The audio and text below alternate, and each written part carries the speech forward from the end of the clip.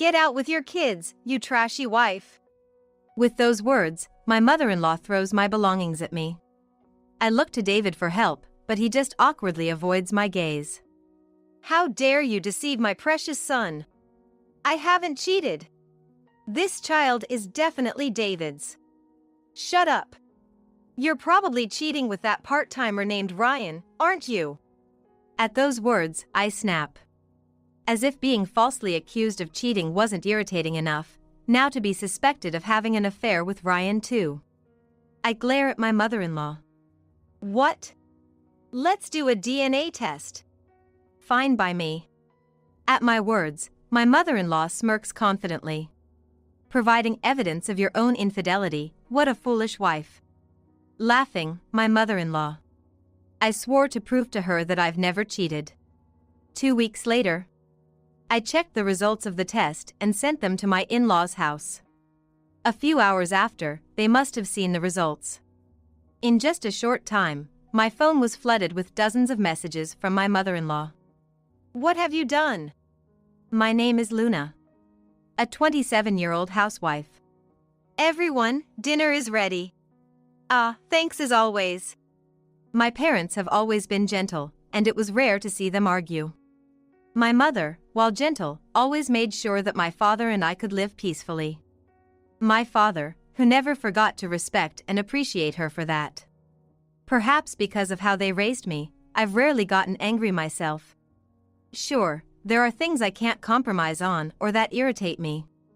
But getting angry is exhausting, and it often seemed easier to just let things go.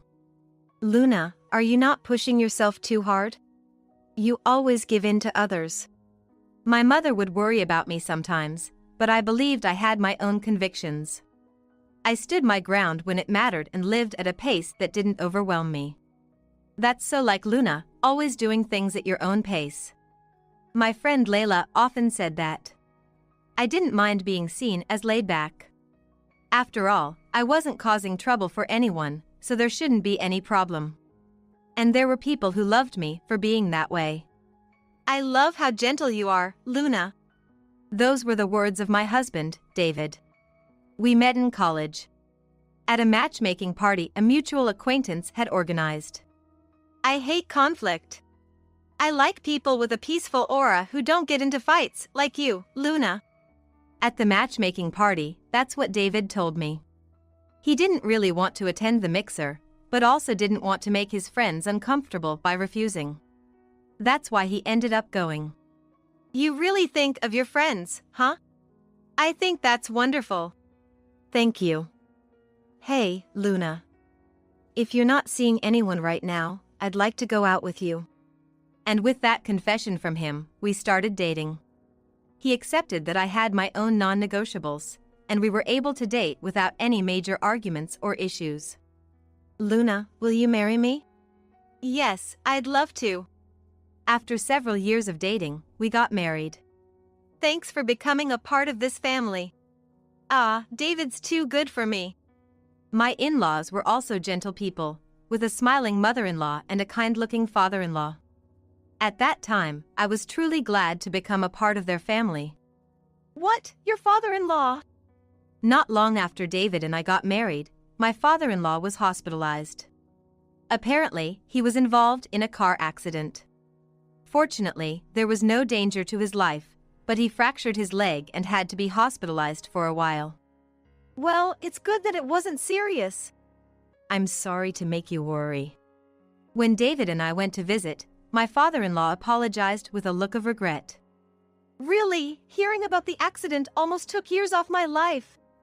My mother-in-law said, her face clouded with worry. Actually, my in-laws run a restaurant. Primarily, my mother-in-law manages the place, with my father-in-law and a few part-timers supporting her. My father-in-law is good at paperwork, while my mother-in-law says, if I look at letters and numbers for too long, my head starts to hurt, indicating her aversion to it. With my father-in-law hospitalized, the person handling all the background tasks was gone. Since some of these tasks involve money, they couldn't just be left to the part-timers. What are we going to do now? I found myself muttering. It's already hard enough that my father-in-law was suddenly hospitalized, putting a mental strain on them. In this condition, managing the restaurant seems impossible. Maybe they'll have to temporarily close. Thinking this, David and I headed home. Luna, can we talk? As we were taking a break at home, David approached me with a look of guilt. I could somewhat guess what he wanted to say. Can you quit your job and help out at the family restaurant? And he pleaded with me like that. David and I work at completely different companies, doing entirely different jobs. Hey, David. You know how much I value my current job, right? David avoids my gaze at my question. I work at a company founded by Layla. I've been doing my dream job in design there, and I'm incredibly passionate about my work.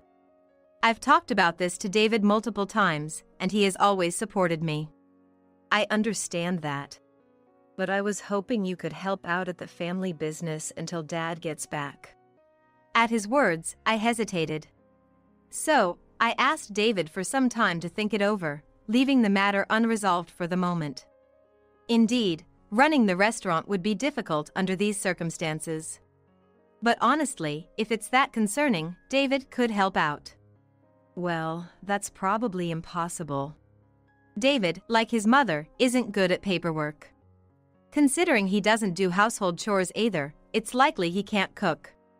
David trying to help out at the store would just be a hindrance. When you think about it, I'm the only option. With that thought, I decided to consult Layla.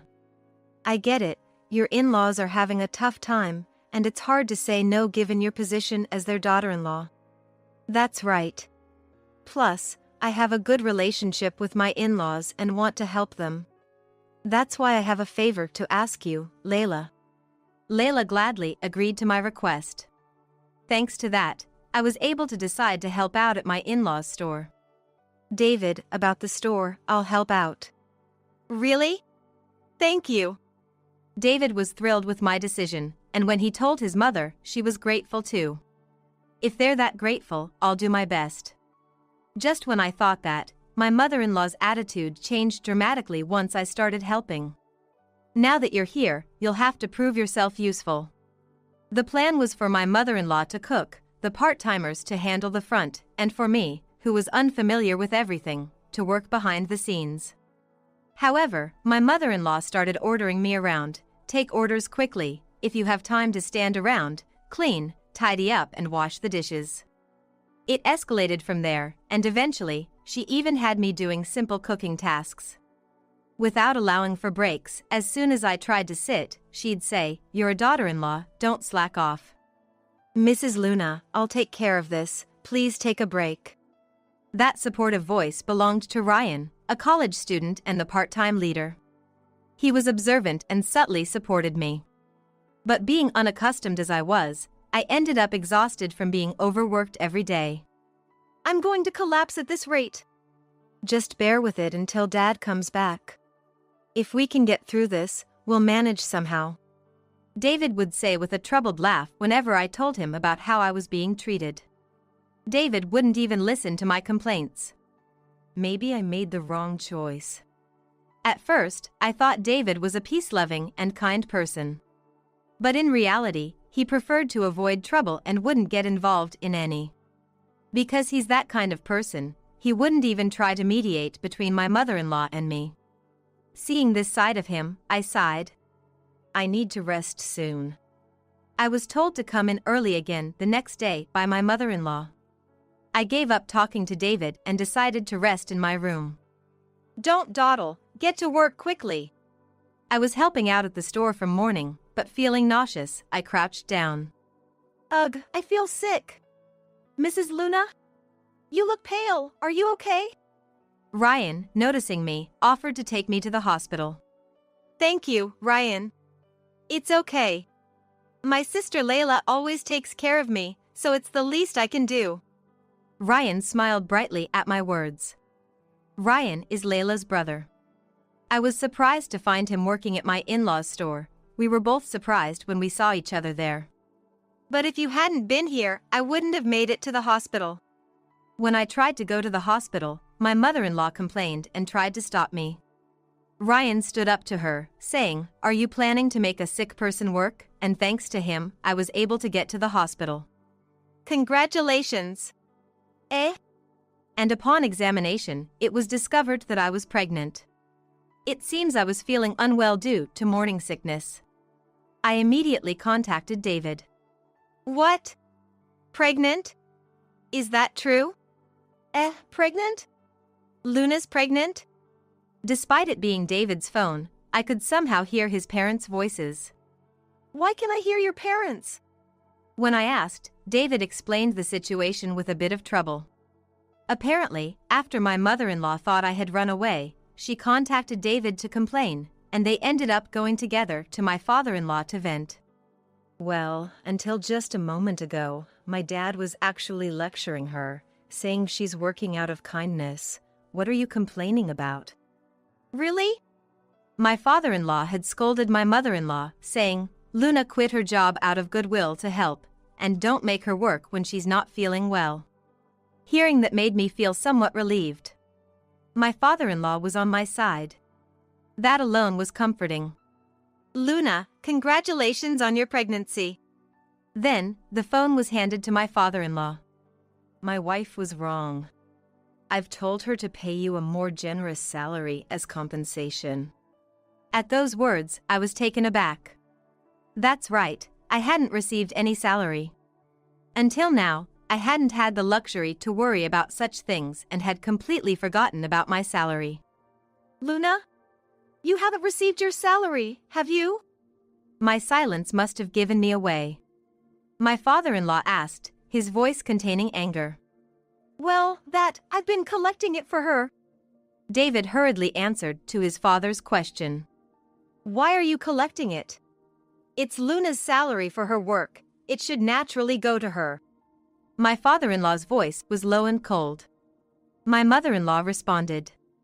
But Luna is a wife, so it should go to her husband, David. Enough.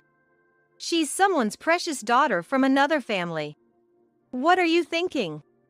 My father-in-law scolded. I was told later that although my father-in-law is usually mild-mannered, he becomes terrifying when someone steps out of line in terms of common sense or manners. My mother-in-law, who usually acted sweetly and amiably, was afraid of him. However, with my father-in-law hospitalized, her usual restraint was gone, leading to her recent outburst. You've married into quite the family, haven't you? Ryan, who had been silently listening next to me, said with a wry smile.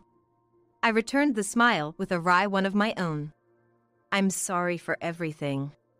Later, David came to apologize to me. He must have been scolded by his father to protect his wife. David promised that he would truly protect me from now on. All right. I'll forgive you this time, but in return, make sure you really protect me. I still have feelings for David, and I don't want to deprive my child of their father. So, I decided to wait and see how things would go. Sorry for the sudden notice. I'll be in your care from today. It's all right, you've had a tough time. Take it easy here. Not long after, I decided to go back to my parents' house for a prenatal visit. I came home early, wary of my mother-in-law's presence. Being pregnant isn't an illness, and you're not in your final month, so you can work as usual. My mother-in-law contacted me after I returned from the hospital. Apparently, she hadn't learned her lesson even after being scolded by my father-in-law. I told David about it, but all he said was, "I understand. I'll talk to Mom," and nothing was done. Therefore, I used my morning sickness as an excuse to take refuge at my parents' house early. I also told my caring father-in-law about it. My family is to blame. Luna, your decision isn't wrong, he said, accepting my decision. My parents also warmly welcomed me, so I've been able to stay at my parents' house with peace of mind. Well, if Luna has decided, I won't oppose it. Just make sure to give birth to a healthy child. Even David was surprised by my early return but saw me off with those words. The only one who opposed until the end was my mother-in-law. To think you're going back to your parents' house for your birth so early. She complained about it. However, since she had been glared at by my father-in-law the other day, she couldn't stop me. The store will manage by splitting the work among the part-timers. That's right. You just focus on the baby, Ryan and Layla said, so I focused solely on my baby. This might have been the most peaceful and happiest time for me. Indeed, the morning sickness was tough, but my love for the growing baby in my belly only increased. And a few months later, I gave birth to my adorable son, Asher. Thank you for being born, Asher. I simply adore Asher. My parents are smitten with him, and Layla and Ryan were thrilled too. However, David seemed to be different. David, haven't seen you once. Are you that busy with work? Yeah, it seems like it. He didn't visit me while I was at my parents' house. Not even after the birth. Hey, David. Why aren't you showing your face? Thinking he might not be realizing his responsibilities as a father, I contacted David. I'm really sorry, work has been so busy, was his reply. I sighed at his response. What is he doing? I'll have to confront him when I get back home. With that determination, I returned home with Asher after some time. Welcome back, Luna. And I've missed you, Asher. David greeted us with a smile, lovingly looking at Asher. Seeing this, I felt a bit of remorse. He truly loved Asher. I've managed to free up some time from work, so I'll be more actively involved from now on. With those words, we were able to live peacefully for a while. However, Asher developed a sudden rash and we had to seek medical care. Is that really true? Yes, there's no mistake. Asher's blood type is A. During the visit, we also had Asher's blood type checked, which turned out to be A. Both David and I are type O. So, we were shocked, having assumed Asher would also be O. Of course, I haven't cheated. My only romantic experience has been with David. Did you go to the hospital today? How was it? The rash is getting better, but... What? Is there something else? David tilted his head, puzzled by my demeanor. I told him about Asher's blood type. He widened his eyes in surprise. I didn't know that could happen. That was all David said at the time. I was relieved because he didn't seem to suspect me. I heard a little bit. The next day, that's what my mother-in-law exclaimed as she barged in. Apparently, David, after hearing from me, immediately reported to his mother. She, having heard the story, suspected I had cheated and came storming in. Having a child with your lover. You shameless wife. I haven't cheated. David is the only one for me. I retorted while glaring at David, who had let her in and now looked uneasy behind his mother. David was fidgeting behind his mother. Amidst this, Asher, startled by his grandmother's shouting, began to cry. Quiet. Stop it, please. I instinctively picked up Asher to protect him from my mother-in-law's advance. She glared at me, gripping my belongings. Take your child and get out, you shameless wife. She screamed, throwing my things at me. I looked at David for help, but he just awkwardly looked away. How dare you deceive my precious son? I haven't cheated. Asher is definitely David's child. Shut up. You're probably cheating with that part-timer Ryan, aren't you? At those words, I snapped. Already irritated by the baseless accusations of infidelity, now to be suspected of something with Ryan too. I glared fiercely at my mother-in-law. What? Let's have a DNA test. Fine by me. At my words, my mother-in-law smirks confidently. Providing evidence of your own infidelity, what a foolish wife. She laughs. I vowed to prove to her that I had absolutely not cheated. After returning to my parents' house, I explained the situation to them. How could she berate you like that? We believe in you, Luna. My parents believed in me. And even offered to cover the costs of the DNA test. Oh. What's wrong? At that moment, I received a message from someone.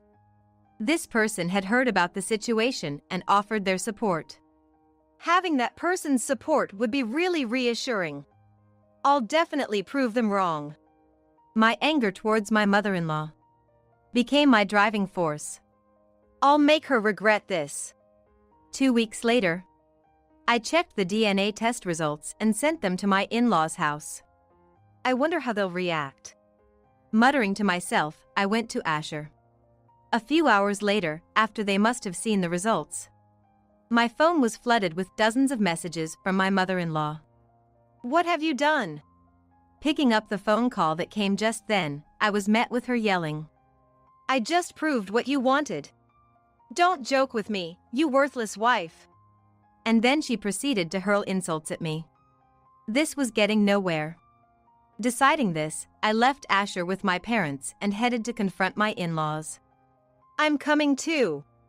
I can't forgive anyone who hurts my best friend. I'll go as well. Layla and Ryan, who had joined us along the way, were already informed and had agreed to come with me. As a result, the three of us headed to my in-laws' house. We're coming in. How dare you show your face here? Welcome, Luna. At the in-laws, there was my mother-in-law, fuming with anger, my father-in-law, welcoming me with a smile, and David, cowering in a corner. What are you angry about? I just proved my innocence. This is wrong. You must have tampered with it. My mother-in-law lamented, holding the DNA results in her hand. There, clearly written, was that Asher was indeed David's son. And you're still not satisfied after seeing that? How could this be possible? First of all, I've been slaving away for you. I didn't even have the time to cheat, you know? In reality, my days were spent being called out early by my mother-in-law and only getting back around the time David returned home. Even during work, I was constantly under my mother-in-law's watchful eye, leaving no room for infidelity. Even I, who was suspected of being the lover, was too busy with work and studies to meet outside the store. If anything, when I'm not at the store, I'm often with friends or family. You can check if you like. Ryan confidently stated. Faced with his assertion, my mother-in-law fell silent. Then, Ryan's gaze shifted to David, who was silently observing. Why are you staying quiet, David? Eh? First of all, it was you who asked Luna to work at the store, right? Yet, you ignore your wife being overworked and don't help her. Instead, you report to your mother to have her scold Luna in your place. That's pretty cowardly of you. David, faced with these cold words, averted his eyes, mumbling, "That's not true." This was the perfect opportunity to air my grievances. You don't lift a finger to help around the house even though I come home exhausted every day. While I'm preparing meals, he lazes around on the couch, never does any cleaning or laundry, yet complains about dirt and piled up laundry. When I retort with, "If you notice, why don't you do it?" he always escapes to the bedroom, saying, "I have to get up early tomorrow." Moreover, whenever I tried to talk to him about his mother, he would only offer lip service and never actually do anything. Just as Ryan said, you knew your mother would get angry about Asher, so you reported it, didn't you? You really are a coward. Because... David looked away, searching for an excuse. This man is not kind. He's just a man who wants to avoid trouble. There's no excuse. I agreed to help at the store because you asked me to. But between the salary issue and now this, I'm completely fed up with you. I'm really sorry. Finally, David apologized, looking flustered. I was just confused because Asher has a different blood type. About that blood type issue, there's someone else here to explain. David and my mother-in-law puzzledly responded with to my statement. Responding to them was, I'll explain about that. It was my father-in-law, who had been watching the situation unfold with a smile until now. His voice was frighteningly low. Sensing something, my mother-in-law turned pale. What's wrong, Mom? David was confused by his mother's reaction. Ignoring the two, my father-in-law pulled out a piece of paper. Is that a DNA test? Whose is it? Mine and yours. Eh? Indeed, that paper was between David and his father, stating that their parent-child relationship was denied. Seeing it, David was speechless. I'm not Dad's son. David was actually the child of my mother-in-law's lover, not my father-in-law. The lover was type A, and David was also type A. My mother-in-law's refusal to accept Asher's DNA results and her outrage were likely attempts to cover up her own infidelity. That's not true, right? David had assumed he was type O because both his parents were unaware of the truth. Well, I've always had my suspicions. Eh? He had noticed my mother-in-law's infidelity long ago and had doubted whether David was truly his child. But at that time, David was 10 years old, and I had already developed a bond with him from raising him. So, I thought there was no need to uncover the truth and didn't investigate further. However, after hearing about my situation, my father-in-law became angry and decided to reveal the truth. He contacted me, saying, "I'll handle the investigation instead, so please include our tests as well." Investigation? About what you've been using Luna's salary for? At those words, David turned pale. Pushing the store and household chores onto Luna while you indulge in affairs. It seems like father and son are alike in this respect, my father-in-law remarked. Indeed, David had been having affairs and spending my salary on his lovers. It turned out his lovers didn't know he was married. In other words, he had deceived both me and his lovers. You'll pay for this, I told him, and David slumped down. You two will pay for your affairs. And we're getting a divorce.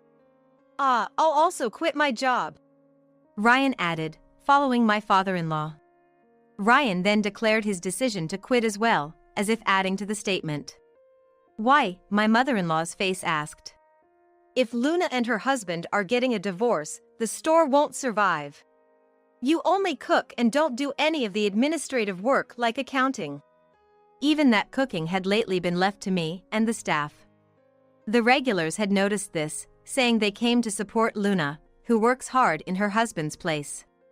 Without me, the foot traffic had already started to dwindle.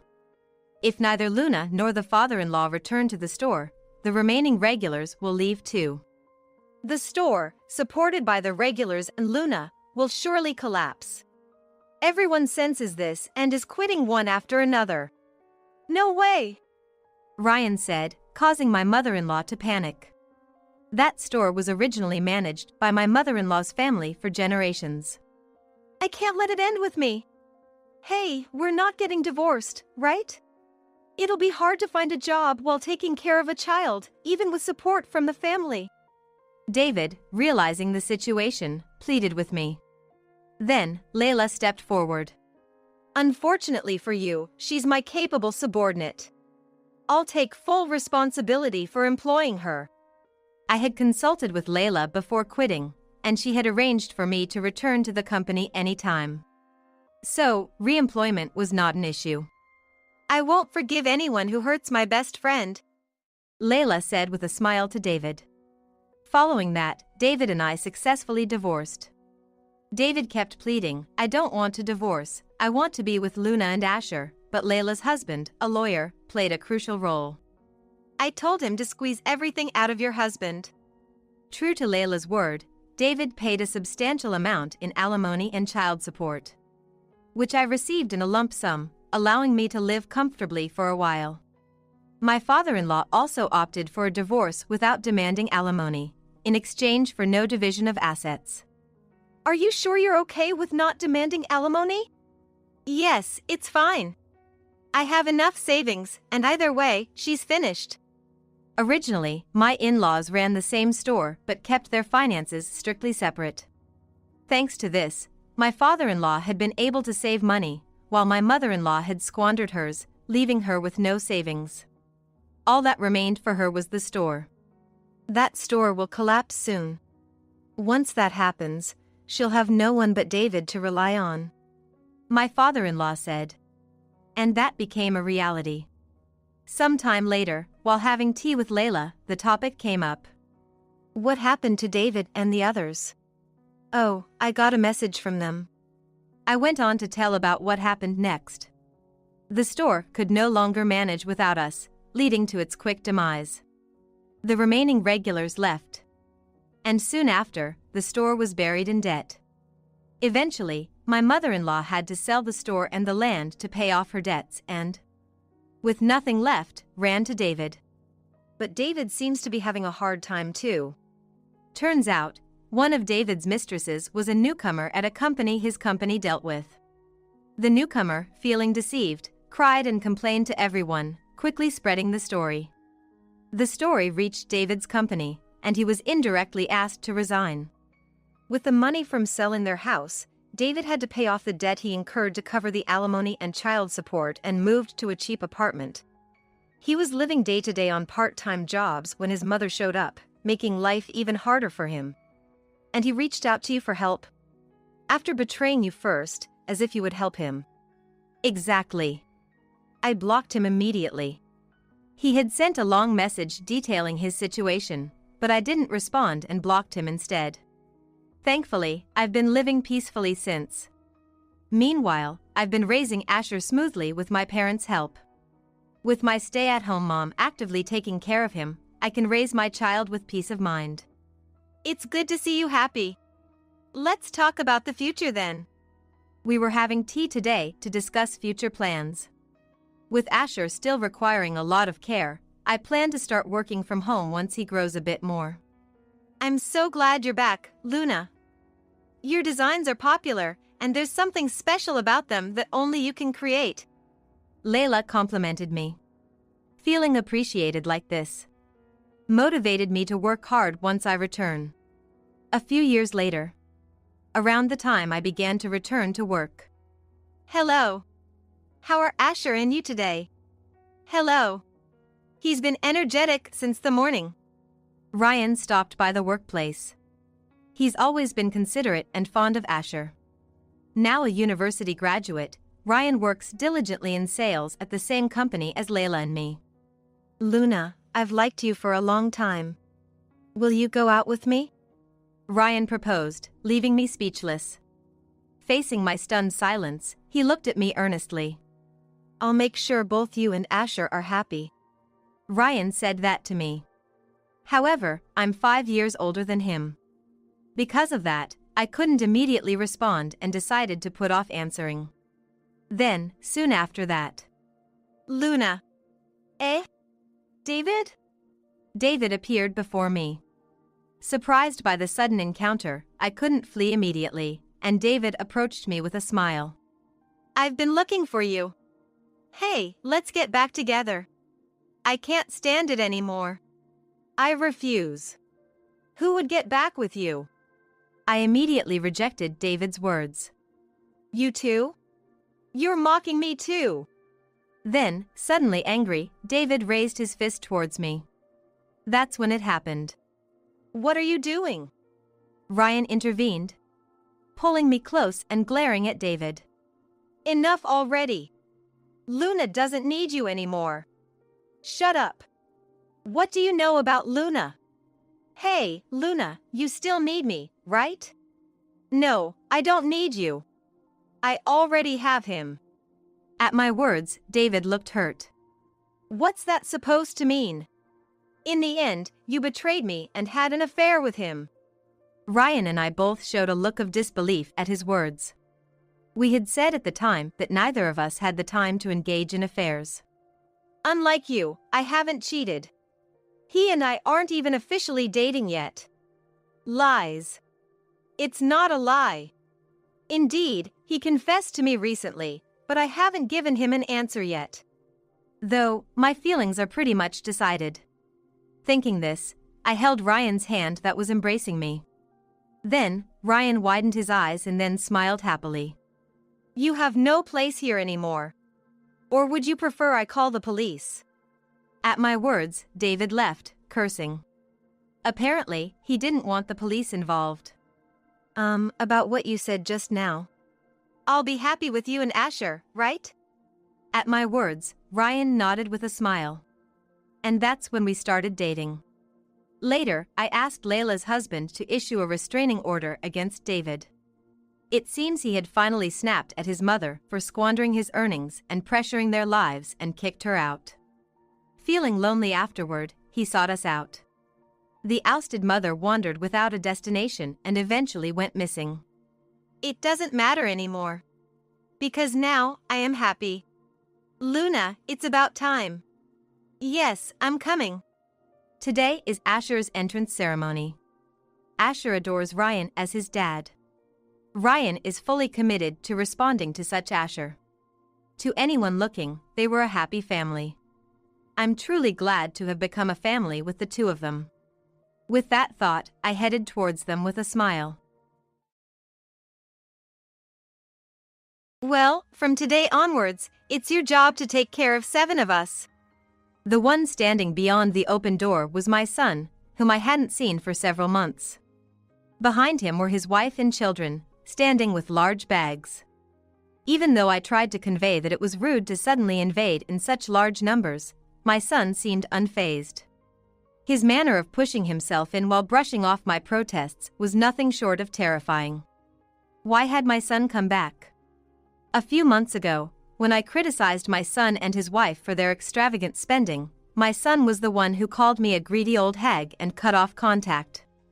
My son, much stronger than me, easily pushed open the door and entered the foyer. There's obviously not enough room for 7 people, right? So, my son extended his arms and firmly grasped my shoulders.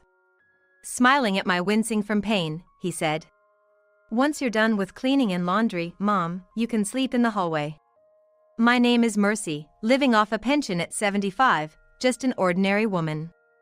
Before marriage, I worked vigorously at a company. Initially, work was enjoyable, and with many women around, there was an understanding of women working overtime. At that time, there was a societal trend of women entering the home upon marriage. However, the company said to me, 'You're doing great work for us, so if possible, we'd like you to stay.' What do you think? It was a fulfilling job, but my husband expressed his wish for me to become a housewife, so I became one upon marriage. I'm also quite skilled at cooking, and by adding a little extra to my usual dishes, I feel like I can make delicious meals like a pro. I've always admired spending time cooking with that extra touch. Becoming a housewife secretly made me happy, thinking, I'll have more time for my hobby of sewing. We only had one child, Neil, but I believe our life as a family of 3 was filled with happy moments. When Neil was young and in the early years of elementary school, I was delighted that he was affectionate. By the time he reached middle school, Neil entered his rebellious phase, distancing himself from me emotionally at times, but he was blessed with good friends. I've heard that the friend he became close to in middle school is still in touch with him. During high school, Neil, influenced by his friends or perhaps thinking about university, focused on his studies. My husband, while holding on to traditional beliefs, cooperatively helped with raising our child, making parenting enjoyable. Blessed with supportive mom friends around me, during times like high school entrance exams and university entrance exams, I had companions to consult with about how to respond to my child, what advice would be best, and what support would help them concentrate on studying. Since my son hadn't saved up for the wedding expenses, I covered most of the costs myself. My husband worked hard and provided for the family, so we never struggled and lived a peaceful life. My hardworking husband, both in his job and with parenting, passed away from illness 5 years ago. Now, I live alone. My income for living comes from my pension and the savings my husband left behind. Using my sewing hobby, I create items and sell them on online marketplaces, earning a small income. With a decent amount of money and no financial worries, besides my hobby, I also volunteer with friends, leading a fulfilling life. Aside from volunteering with friends, we enjoy fun days together, like going out for lunch. My son Neil is now 44 years old. He got married 17 years ago and started a family. His wife, Lisa, is 40 years old. We've known each other since a long time, and I remember she used to have a quiet demeanor back in our student days. But that image changed as our relationship grew longer. Between my sons, they have 3 children. Currently, there's a 14-year-old grandchild, followed by 10 and 8-year-olds. When the grandchildren were small, my son and his wife never really demanded much, and our relationship was good. To ensure I didn't treat her like an unwelcome mother-in-law, I refrained from sudden visits and gave money for celebrations, allowing her to buy whatever she liked. Thanks to that, I thought we maintained a good relationship while keeping a reasonable distance. However, recently, the situation has changed drastically. My daughter-in-law has started demanding gifts for the grandchildren every week and asking for expensive dinners at fancy restaurants almost regularly. While suggesting going out to eat, they don't even make a gesture of taking out their wallets. What's more, they always insist on going to expensive restaurants every single time. But if it were just about the meals, it would have been tolerable. Seeing my grandchildren happily enjoying their food with smiles on their faces made me happy too. Gradually, Lisa started demanding ridiculously expensive accessories that even middle schoolers wouldn't wear. I've known Lisa since my son's high school days, so I know her from way back. During her student days, Lisa was very quiet, neither standing out nor causing any trouble. To see her become so brazen now, I can't help but sigh and think that I misjudged her. She wasn't originally rude, but the moment she felt she could say anything to us, she became domineering. As our relatives got to know her true nature, we gradually distanced ourselves from her. The only reason we still associate with them is that they all have strong personalities. Lisa, who decided I was easy to manipulate, started demanding rings, necklaces, branded wallets, and bags. I once confronted her, asking, "Why do you need such expensive items? These are things only you will use, right?" She insisted that everything was for the children. Starting from the outfit for elementary school PTA meeting to the necessary clothes for class visits. "These clothes can only go with designer name bags," she'd say. But I don't have the luxury to buy designer name bags just for such reasons. When I ignored her requests and brushed them off, she stopped demanding further. Instead, she started aiming for things that were difficult to refuse. She would intrude while I was preparing dinner and say, "Could you make some dishes for our home too?" If I declined, she'd say, "Well, anything will do," and help herself to the fridge, taking away leftovers or just the packs of meat I had recently bought. Strongly trying to stop them, they just laugh it off and say thanks a lot while waving their arms, and then they just leave on their own. Recent behavior of my daughter-in-law makes me wonder if it's normal for her to do such things. While it's common to hear about daughters-in-law being bullied in mother-in-law and daughter-in-law issues, is it normal for me, as a mother-in-law, to be so exhausted?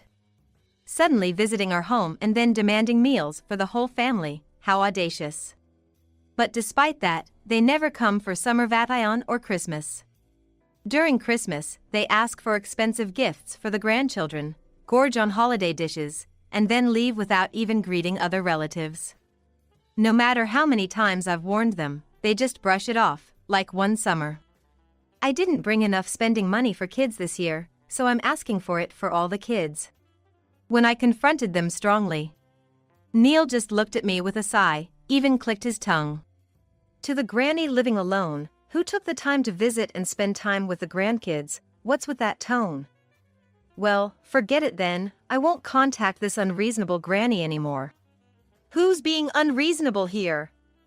Fine, I won't contact you guys either. Don't ever come back. Lisa didn't even look at us and quickly left with the children. Since then, there haven't been as many frequent phone calls or sudden visits.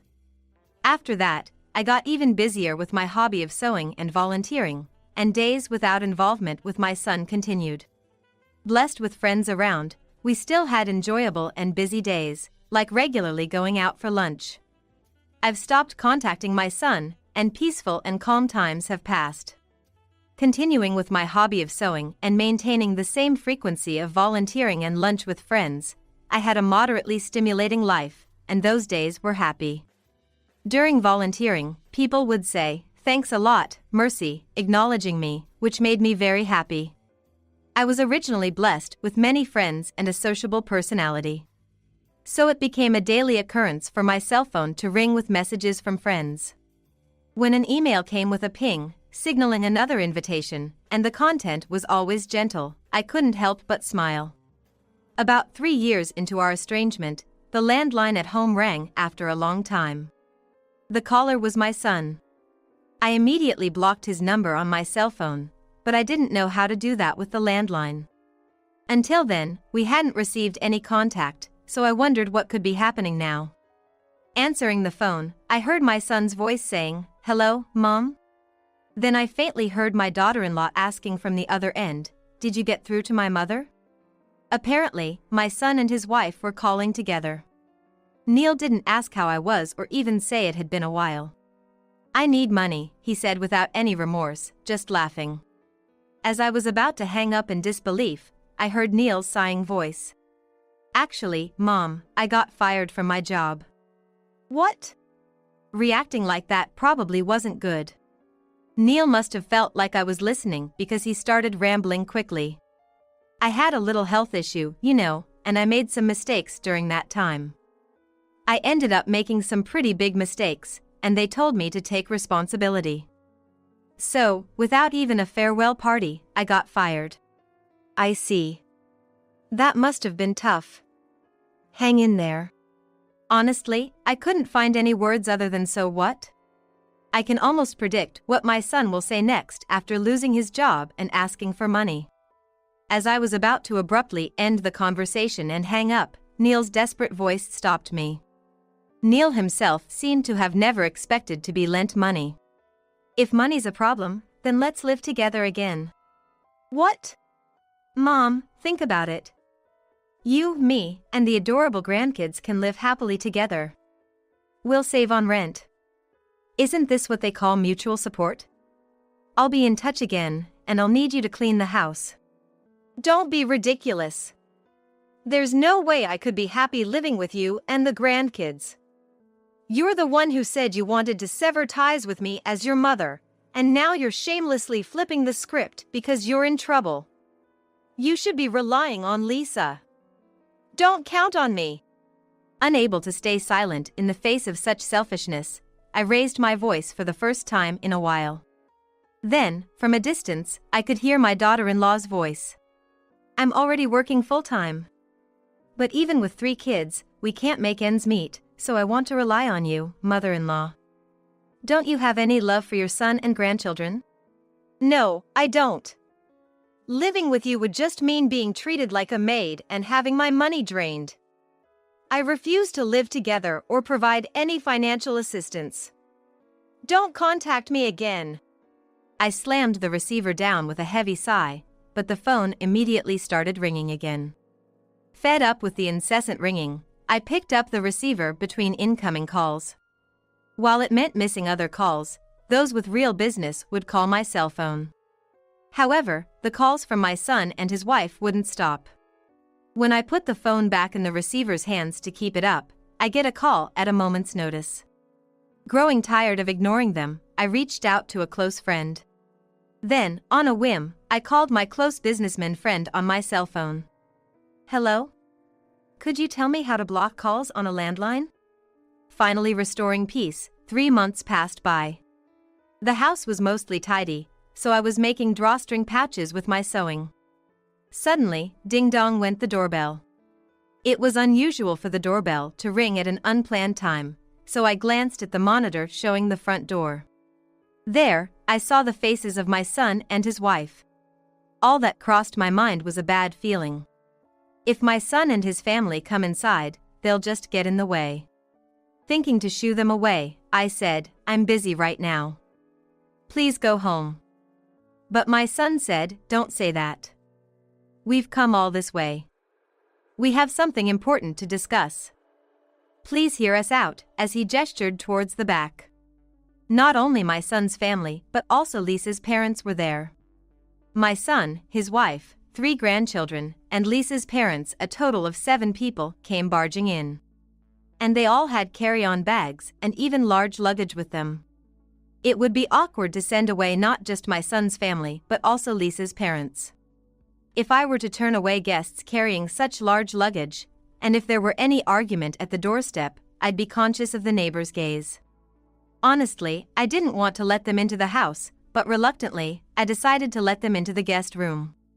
I directed my son, his wife, and Lisa's parents to the guest room while the grandchildren were entertained upstairs. I could hear the grandchildren giggling and saying, "This room is so big." Without consulting me at all, my son blurted out, "Mom, let's live together. Look, we've even brought our stuff," as he gestured at the luggage. Instinctively, I said, "Living together is out of the question. Take your things and go home." But such a refusal didn't deter my son. He said, "Mom, we're trying to be good children by living together. We want to give you the joy of taking care of your grandchildren in your old age. Isn't that being filial? Me taking care of you?" in a condescending tone. With a sigh of exasperation, I said, "Listen, as you know, I'm 75 years old. It's impossible for me, at my age, to take care of grandchildren." I was disillusioned by how, despite firmly declining over the phone, it seemed as if it never happened. Relying on a son who only thinks of himself is honestly just unnecessary meddling. "Mercy, Neil's got a point. Living together would be easier for you too. You'd be happy seeing your grandkids every day," they insisted. The thought of living with my son's family made me shudder at how much money I would be drained of and how much effort I would have to put in. Even Lisa chimed in, "Considering your age, Mercy, it would be better for you to live with us. You'll have the joy of spending time with your cute grandkids." I had barely spoken to Lisa's parents since our wedding, let alone seen them. Lisa's parents seemed to spoil her as an only child, and she, in turn, seemed to have been raised with that skewed parental affection. Now even Lisa's parents chimed in, saying, "Hey, Mercy, let's cooperate since we're all getting older." Truly typical of Lisa's parents. They must have had a significant influence on her personality. Despite not knowing what kind of life they led, they seemed insistent on echoing Lisa's words. Perhaps feeling empowered by their numbers, Neil joked, "Being the one to give our dear old mom the joy of caring for a lively family in her short twilight years makes me the model son, right?" I couldn't help but wonder if Neil and Lisa were trying to repay me for what I'd done for them all these years. It infuriated me how they seemed to forget that I had been the one covering the expenses for the grandkids, using my money as if it were limitless, all in the name of because Lisa wants it or because Neil needs it. And Lisa's parents seemed to back her every word. "Hey Mercy, our Lisa is a smart girl. Let's go along with what Lisa says," they said, smiling too sweetly. That overly sweet smile started to give me an uneasy feeling. So, I've made sure to avoid getting involved with Lisa's parents. It's precisely because we haven't met since the wedding that their audacity to intervene so boldly now leaves me not just bewildered but feeling downright brazen. Lisa's parents had quite the nerve. "Mom, we're here to stay, and we're going to live together. You'll be happy. Starting today, we'll be living in this house," my son said, grinning. He then continued, "We need your room, so from today, you'll be sleeping in the hallway," he said, dismissing me. To add insult to injury, his wife Lisa joined in with a thin smile, saying, "Please take care of us, mother-in-law." I didn't want to be manipulated any further by my son's family or Lisa's parents. With that thought in mind, I pushed past them and returned to my room upstairs. In just a few minutes, I was ready to leave, carrying my suitcase downstairs, much to the surprise of my son's family and Lisa's parents. "I'm leaving, so do as you please," I said, leaving my son speechless. Neil asked, "But what about the household chores here?" And Lisa panicked, "Yes, exactly, I thought I'd finally be free from chores." Upon hearing those words, I realized they intended to treat me like a maid. The audacity of Neil, who had been fired and had no job, and Lisa, who couldn't cover the family's living expenses with just her part-time job, left me speechless. And Lisa's parents, who came along as a package deal, were clearly too much to handle. I told my son and his wife, "I've already sold this house because managing it alone became too difficult. If you want to live here, you'll need to buy it back." My son and his wife seemed puzzled by what I was saying. Continuing, I said, "Originally, I planned to move from this house and have been preparing for it for the past 3 months." To which my son replied, "But there are still things in this guest room. I continued, we originally planned to move out of this house and had been preparing for 3 months, to which my son replied, you have all your things in this guest room. Well, those were meant to be disposed of last. Most of the things here were unnecessary for the new house. What wasn't needed was naturally discarded. What was necessary, I took to the new house, I explained. If Neil and you want to live here, you'll have to buy back this house. Well, since it was well maintained and close to the station, it won't be cheap, I added. Since the guest room only had a low table and simple interior, my son didn't seem to notice at all. I had arranged for the removal company to take away all the items in the guest room once I had finished unpacking. So there were only reception items in the guest room. Then the son and his wife came to me and said, Mom, I'm your precious son. Aren't the kids cute grandchildren to you? And pleaded with tears. I couldn't help but burst out laughing. To Neil, I said, my dear sons disappeared 3 years ago. Why are you telling me this now? You should just go back to your home. I'm not obliged to take care of a 44-year-old grown-up son now. Upon hearing that, the son said, we've already canceled the apartment we were living in. Because without a job, we can't pay the rent. Life is tough with Lisa's income. We have no choice but to rely on you, Mom. Even if they say that, I'm not obliged to support not only my son's family but also Lisa's parents. To my son's words, I retorted, what are you talking about?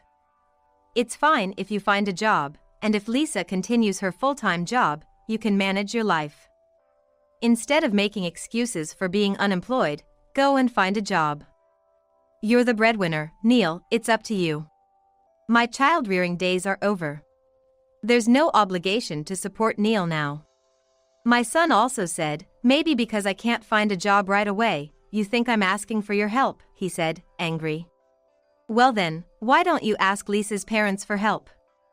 They are understanding people for Lisa, and it would be easier for Neil to live with them, I said. Lisa said, our parents sold their house and came here. We have nowhere else to go.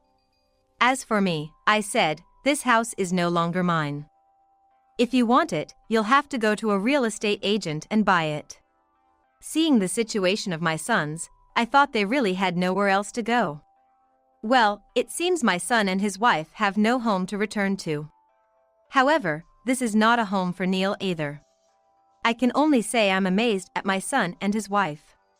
I was shocked to realize that they really thought they could live with me without my consent. It's outrageous that Lisa's parents are also coming to live in my house, along with my son and his wife. And then, Lisa's parents also said, if you're also a parent, isn't it natural to take care of your son, daughter-in-law, and grandchildren? How shameless can Lisa's parents be? But just because of that, I'm not obligated to take care of Lisa's parents. Besides, if you're also parents, why don't you take care of your daughter, son-in-law, and grandchildren? Moreover, Neil and I cut ties 3 years ago. I consider my son already dead.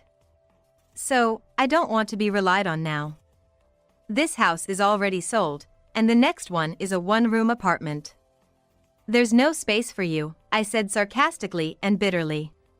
Even though I have a volunteering spirit, my heart is not so big as to support my estranged son and his wife. I'm helpless as long as I don't have a home. And for me, living on a pension, there's nothing I can do for Neil and his family. I'm too preoccupied with my own retirement plans. Certainly, our longtime home holds many memories with my husband. Even though it was a better time than now, how hard my husband worked to buy this house. And not only my husband, but also many cherished memories with Neil. Now they are nostalgic memories that bring tears to my eyes. Is it irresponsible as a parent to disown the only son we raised with care? But Neil is already over 40, married, and has 3 children. If parents still have responsibility even in such a case, then surely I must have been wrong in my child rearing. While my heart aches heavily, Neil and his wife are blaming each other. It seems no one had anticipated that I would sell this house under any circumstance. Indeed, it's risky for me, in my 70s, to sell a fully paid-off house. Honestly, if my relationship with Neil and his family hadn't deteriorated, I wouldn't have done such a thing. Seemingly forgetting about me entirely, both Lisa and her parents were furious at their son-in-law Neil. "It's Neil's fault for lying, all the blame lies with Neil," said Lisa's parents, angry. Lisa was furious, saying, "Didn't you confirm with Dad that we would never sell the house full of his memories? Isn't the plan ruined now?" Actually, the landlord of the apartment where my son and his wife lived was a very close friend of mine from a long time ago. Knowing that the landlord of Neil's apartment was a friend, I had been curious since Neil mentioned living together 3 months ago, so I decided to give my friend a call. What I heard from my friend was that, actually, my son had been discussing giving up the apartment for the past 4 months. To be honest, I was dumbfounded by my son's actions, but I was glad to know about their plans beforehand. Furthermore, I learned from my friend, who is also the landlord, that my son had said, "I want to live with Mom and let her take care of the kids a little. I want to take care of her while she's still healthy." Knowing this, I prepared various alternatives to avoid living with my son and his family. At my current age of 75, I simply don't have the energy to take care of my endlessly energetic children. And I can foresee being burdened with household chores when my son and his wife come over. Not only that, but I also felt a sense of crisis that if we lived together, I would not only be responsible for taking care of my son and his family but also be financially exploited as their ATM. For about a week, I thought about what kind of environment would be comfortable for me to live in. I considered whether I could live happily while considering my physical capabilities. This house is too big for me to manage living alone. I'm still struggling to manage it even now. After much consideration, I decided to sell this house and move into residential facility for elderly.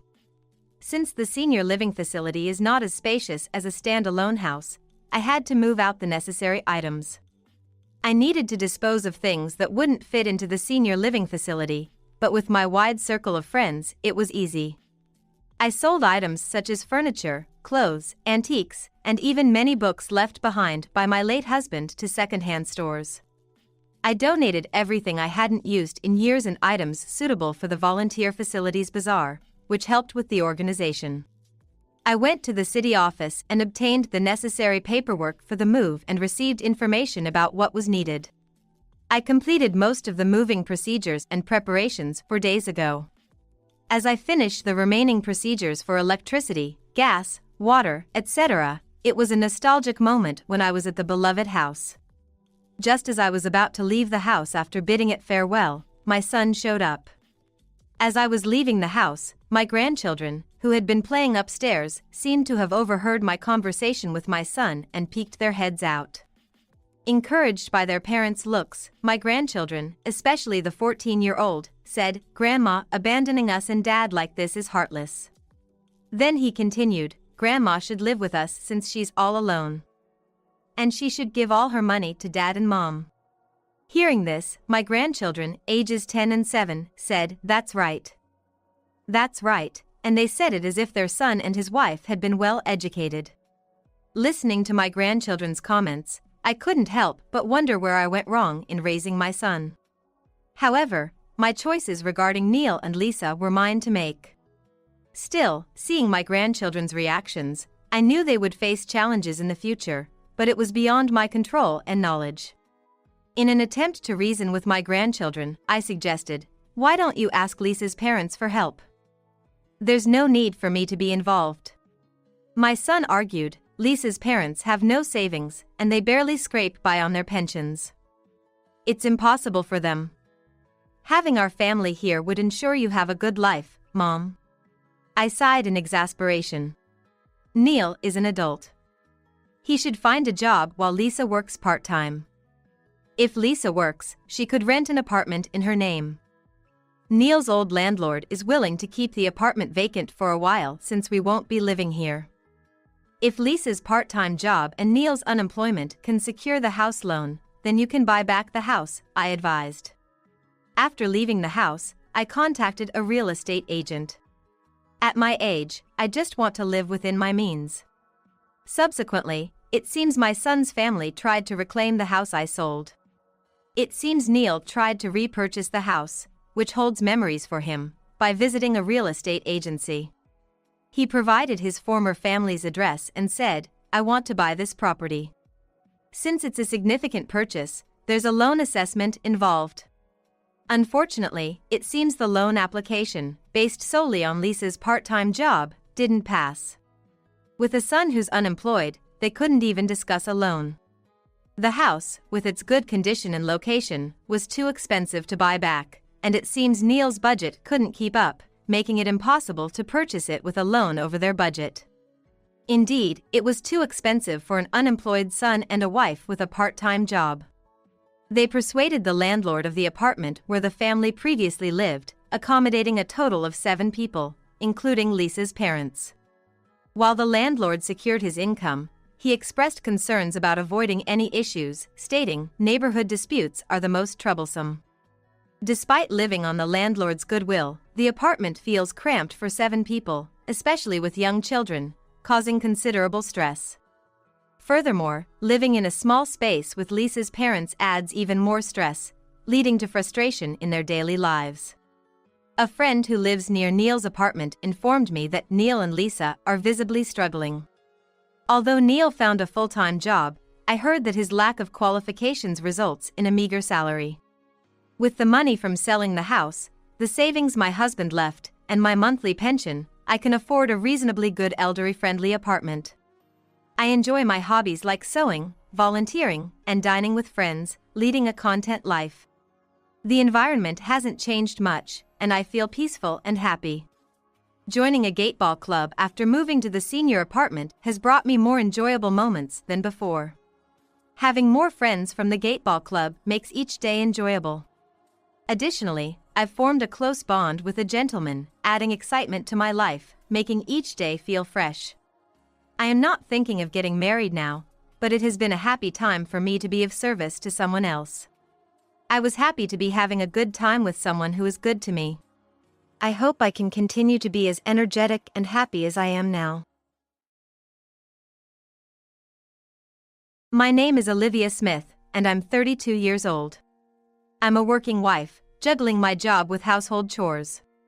My husband James is also employed, and we got married 3 years ago but haven't been able to have children yet. Because of this, we recently visited an OB/GYN, where both of us underwent tests.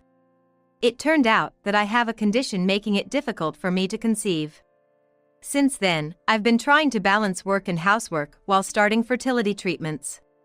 However, James hasn't been supportive. "Hey, isn't dinner ready yet? I'm starving here." It's a failure as a wife not to have dinner ready when your husband gets home. As soon as James comes home from work, he starts complaining. It can't be helped, I just got home from work too. James, don't just leave everything to me, help out with the chores sometimes. Huh? Why should I? I'm the breadwinner here. Besides, chores are a woman's job. Don't try to push them onto me. If you've got time to complain, get dinner made. Stuck in his old ways, James demands that I make dinner. He's always like this. In this day and age, chores should be shared between spouses, you know? If all you're gonna do is watch TV when you get home, the least you could do is help out a little. Oh, forget it. I didn't think you were so incapable of handling chores. If you don't feel like making dinner, I'll just eat out. I won't be back until morning, so just get yourself something. What? You're gonna spend the night at the bar again? It's bad for your health and a waste of money, I've told you to stop. He's always been fond of alcohol and gambling, and used to go out on his days off. But lately, he's started visiting bars even on weekdays after work. Yet, James doesn't listen to a word I say and goes out anyway. The next day, he leaves for work without a word as if nothing happened. I sigh deeply, feeling despair in our marriage. A few days later, on a day off for both of us, James was unusually at home watching TV. He still didn't help with the chores, but for a moment, I felt happy. Suddenly, the doorbell rang, so I rushed to open the door. There stood Gianna Smith, my mother-in-law. Oh, it's you, Gianna, you're here today, too. Well, hello, Olivia. You seem rather troubled to see me. Well, never mind. Saying so, Gianna briskly walked into the house, heading for the living room where James was. James, I came for a visit. Are you doing well? Are you getting your meals properly? Mom? What, you came again today? You don't need to come so often. Oh, both of you with your again today. Don't treat your mother like a nuisance, please. And besides, the last time I came was 3 days ago. I'm just checking in because I'm looking forward to having grandchildren, but it's been so long. Despite her sarcasm, Gianna smiles elegantly. She lives alone in a house not too far from ours. Perhaps because she's so eager for grandchildren, she's been coming over to check on us more frequently. So, when are you going to give me grandchildren, Olivia? Ever since my husband passed away, that's all I've been looking forward to. If this keeps up, you won't be able to have children because of your age. Before you finish your duty as a woman, let me see my grandchild's face soon. Yes, of course. I also want to have a child soon. I'm really trying right now. Then hurry up. I'm getting older, and I don't have much time left, you know? Despite the sarcasm and pressure from my mother-in-law, Gianna, I can't speak up against her.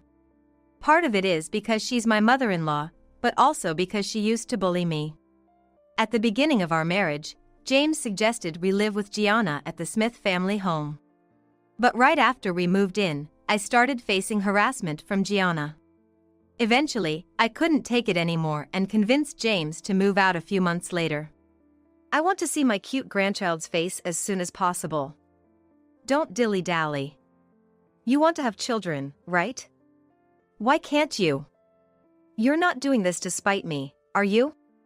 Gianna blames me relentlessly for not being able to have children. The fact is, I haven't told her we're undergoing fertility treatments. I could already see her getting furious.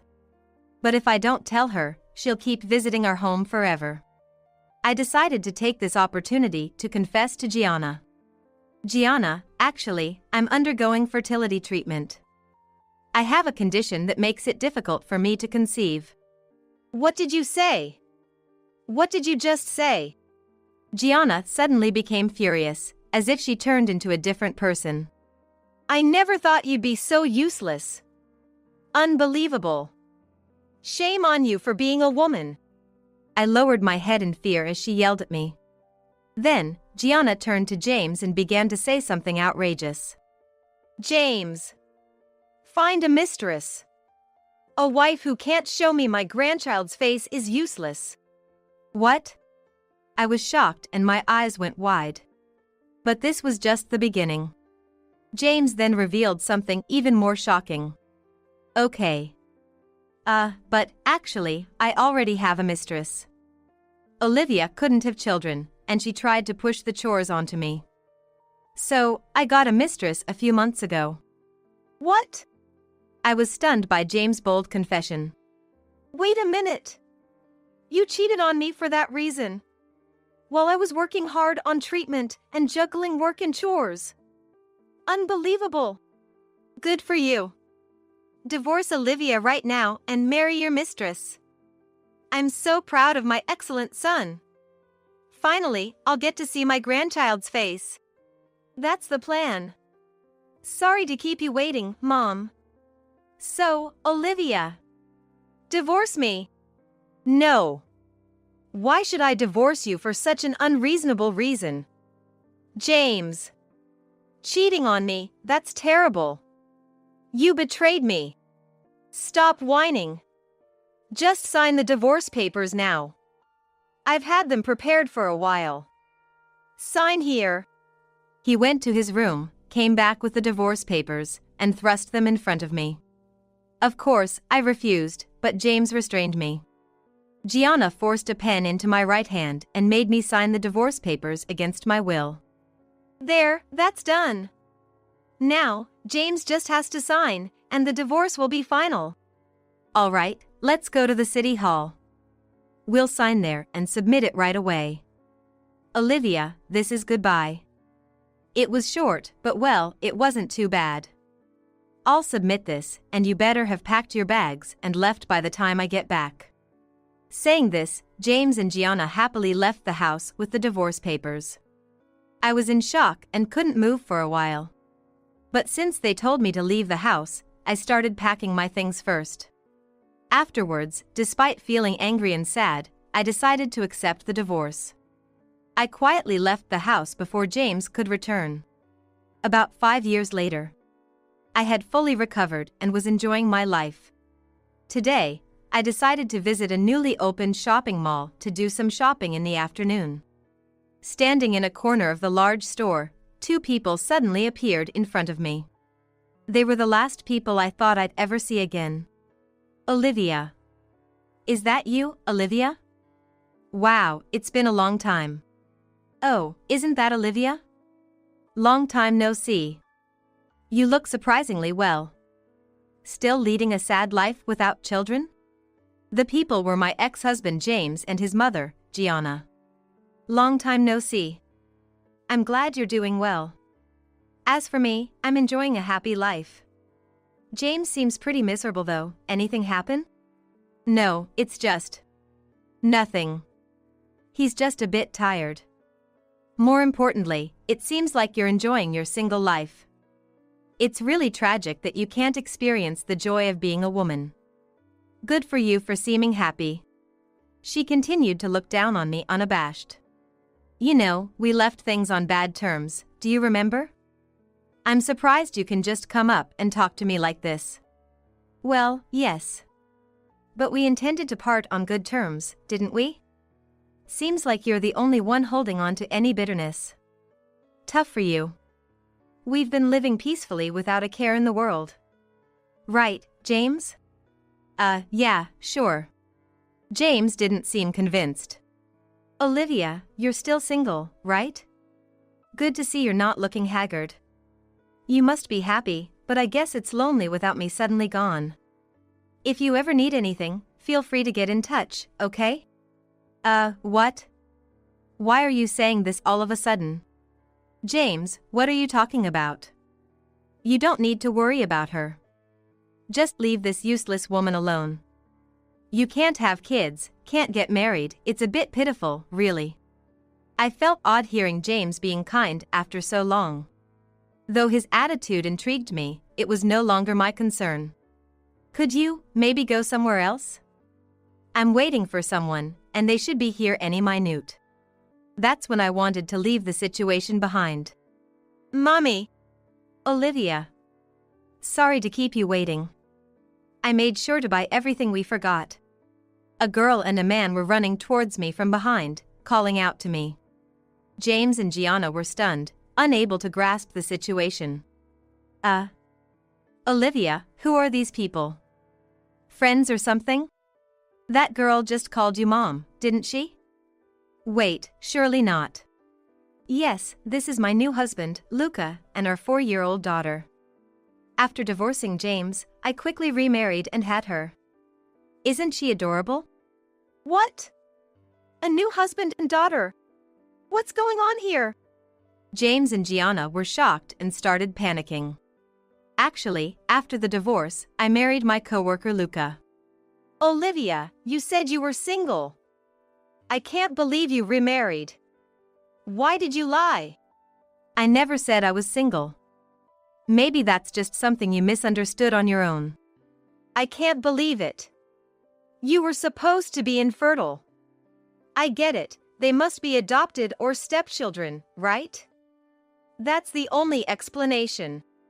Actually, I just have a condition that makes it hard to conceive, and she's neither a stepchild nor adopted. After you forced me into that divorce, I became emotionally weak. I went back to my parents' house, took time off work, and shut myself in for a while. But then, one day, Luca came to my parents' house. He looked after me until I recovered. Luca visited my parents' house whenever he had time while I was recovering, offering me encouragement. Thanks to him, I quickly got better and regained my spirits. He then confessed to me that he wanted me to be in a relationship with him on the premise of marriage. It turns out he had liked me for a while. Moved by his earnest support, I started to feel the same way and accepted his proposal. A few months later, we got married, and, fortunately, we were blessed with a daughter that year. By the way, we had our daughter before we got married. It was so easy to get pregnant, it was like we had no idea we were going through fertility treatments. I wonder if she really didn't want James to be her father? I knew Olivia had difficulties conceiving, but I was so happy we could welcome a new family member so soon. Luca and I shared a shy laugh together. Perhaps unable to stand our happiness, James showed his true colors. That's unbelievable. There must be some mistake. You couldn't have children at all when you were married to me. There's no way you could get pregnant so soon after remarrying. And before getting married, that timing is too perfect. That daughter must be mine, right? You must have been pregnant before we divorced. It has to be true. Is that true? She does look a bit like James. Why did you hide it? If you were pregnant, I would have never let you divorce him. Suddenly faced with their absurd claims, I was taken aback. Please don't jump to conclusions. And stop bringing up the past in front of Luca. Our daughter is undoubtedly Luca's and mine. Why are you so desperate? James hung his head and began to explain. Actually, after we divorced, I tried to remarry my mistress right away. But she was only with me for my money. Once she found out I was nearly broke from gambling, she disappeared.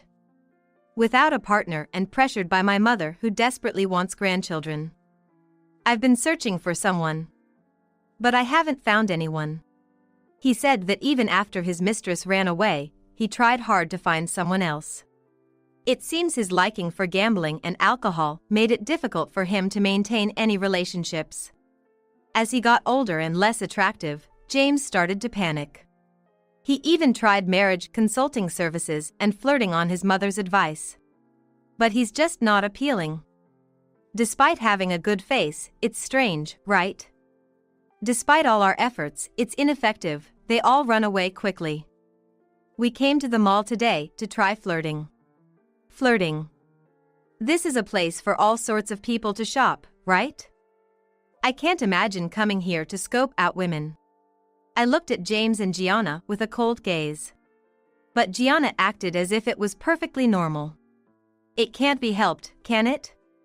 Since he can't find a partner. We just want to see grandchildren soon, didn't think it would be this hard. Maybe forcing James and Olivia to divorce was a mistake. Olivia, you still loved me, even with all my faults. I realized that only after our divorce. I'm sorry for kicking you out just because we couldn't have children. I truly am sorry. James expressed regret for letting me go and seemed genuinely remorseful. Hearing his apology felt like vindication for the humiliation I endured 5 years ago. However, Gianna hadn't learned her lesson. But it's good we came to the mall today. Because we ran into Olivia, who once loved James. If she can have children, there's still a chance. Olivia, leave your new husband and remarry James. Then, have a child with him. Yeah, that's right. It's easier than finding someone new. Olivia, you still love me more than him, right? Let's start over. And have a child. That way, my mom will stop nagging me. It's been really tough. I was speechless at James and Gianna's suggestion. What are you thinking? Of course, the answer is no. I'm in love with Luca now, and I haven't forgiven you for your actions.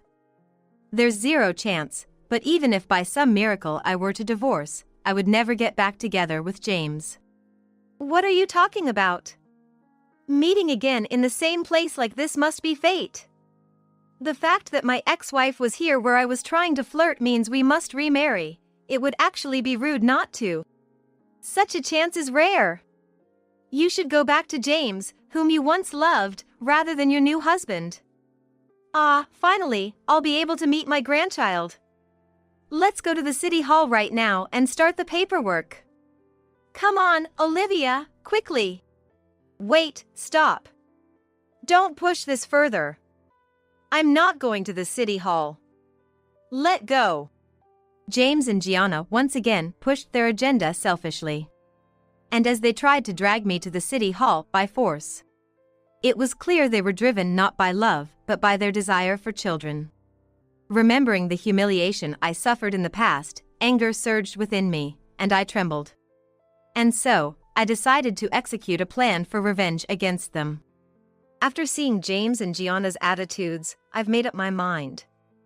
I've been reluctant because I really didn't want to see you again, but soon I'll be asking for compensation through a lawyer. What? Huh? James and Gianna were shocked. Compensation? For what? Don't tell me, it's about the affair? What's going on all of a sudden? You can't just demand compensation without any evidence. Don't scare an old woman like that. You found out about James's affair right before you divorced, didn't you? You shouldn't have any evidence. No, I've been keeping evidence of the affair safe. I didn't say anything, but I had my suspicions about James's infidelity for a while. I intentionally kept silent, waiting for the right moment to confront him. And that moment is now. By the way, I also have evidence of your harassment, Gianna. What? How did you get such evidence? Actually, I had been suspicious of James's infidelity while we were undergoing fertility treatments. James had been sneaking out not just for work or gambling. At that time, by chance, I had a day off from work, so I followed him. As a result, I witnessed James on a date, looking cozy with a woman who seemed to be his mistress. I continued to follow them and captured photos and videos. These pieces of evidence are still safely stored in my room. By the way, Gianna, I obtained evidence of your harassment every time you visited our home. I installed security cameras inside the house and kept the data. Your nasty comments and harassment are all recorded. If I submit these pieces of evidence to a lawyer, they can start the claim right away. No, stop that. We're already running low on savings because of James's attempts at finding a partner, and on top of that, James has been spending all his money on gambling and alcohol.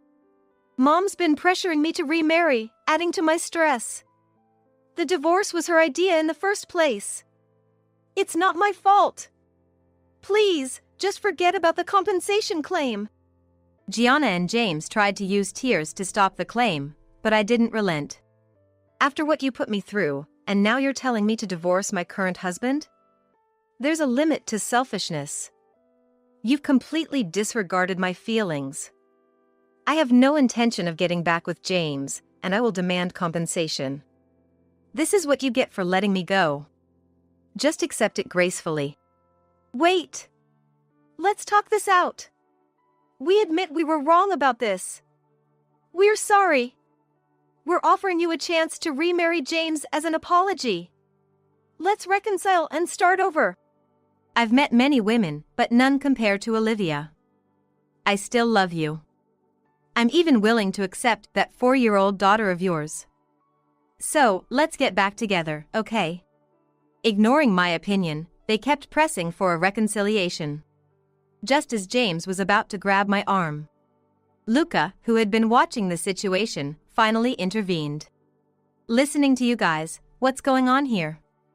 What do you think you're doing to my wife? I've heard about the past from Olivia, but this is beyond what I imagined.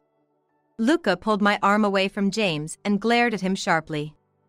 James flinched but retorted defiantly. What? Don't get in the way. We're desperate here. My mom's getting older, and I want to show her her grandchild. Don't meddle in our family matters. What is filial piety in forcing your ex-wife, whom you abandoned, to get back together with you? You are simply being coerced by your mother. Even if you still love Olivia, I won't allow it. What are you doing, interfering with our love life? That's so rude. Just back off. That should be our line. You're the ones being unreasonable. And just so you remember, this is a public place. It's bad for our daughter to see such immature behavior, so could you please stop? Hearing this, James and Gianna came to their senses and looked around. Being in a shopping mall, various people were watching us. Naturally, my daughter was also watching them, scared, and I quickly hugged her to comfort her. If we continue like this, it could lead to police involvement, you know? I can call them right now if you'd like. I glared at them as I issued the warning. James and Gianna's faces turned pale, and they started to panic. Wait, hold on. Don't be hasty. If we get arrested, we can't pay any compensation. My life would be over, and you'd only be harming yourself. That's not true. If we leave it to a lawyer, they'll handle it. Plus, if it means the end of your life, I couldn't be happier. Olivia, don't say such terrible things. What's wrong with you? Planning to abandon James? And trying to squeeze money out of him? I never thought you could be so cruel. If anything, I was the one abandoned. And it's not like I'm trying to squeeze money out of him. As we were arguing, security guards, alerted by the commotion, came over. What's going on here?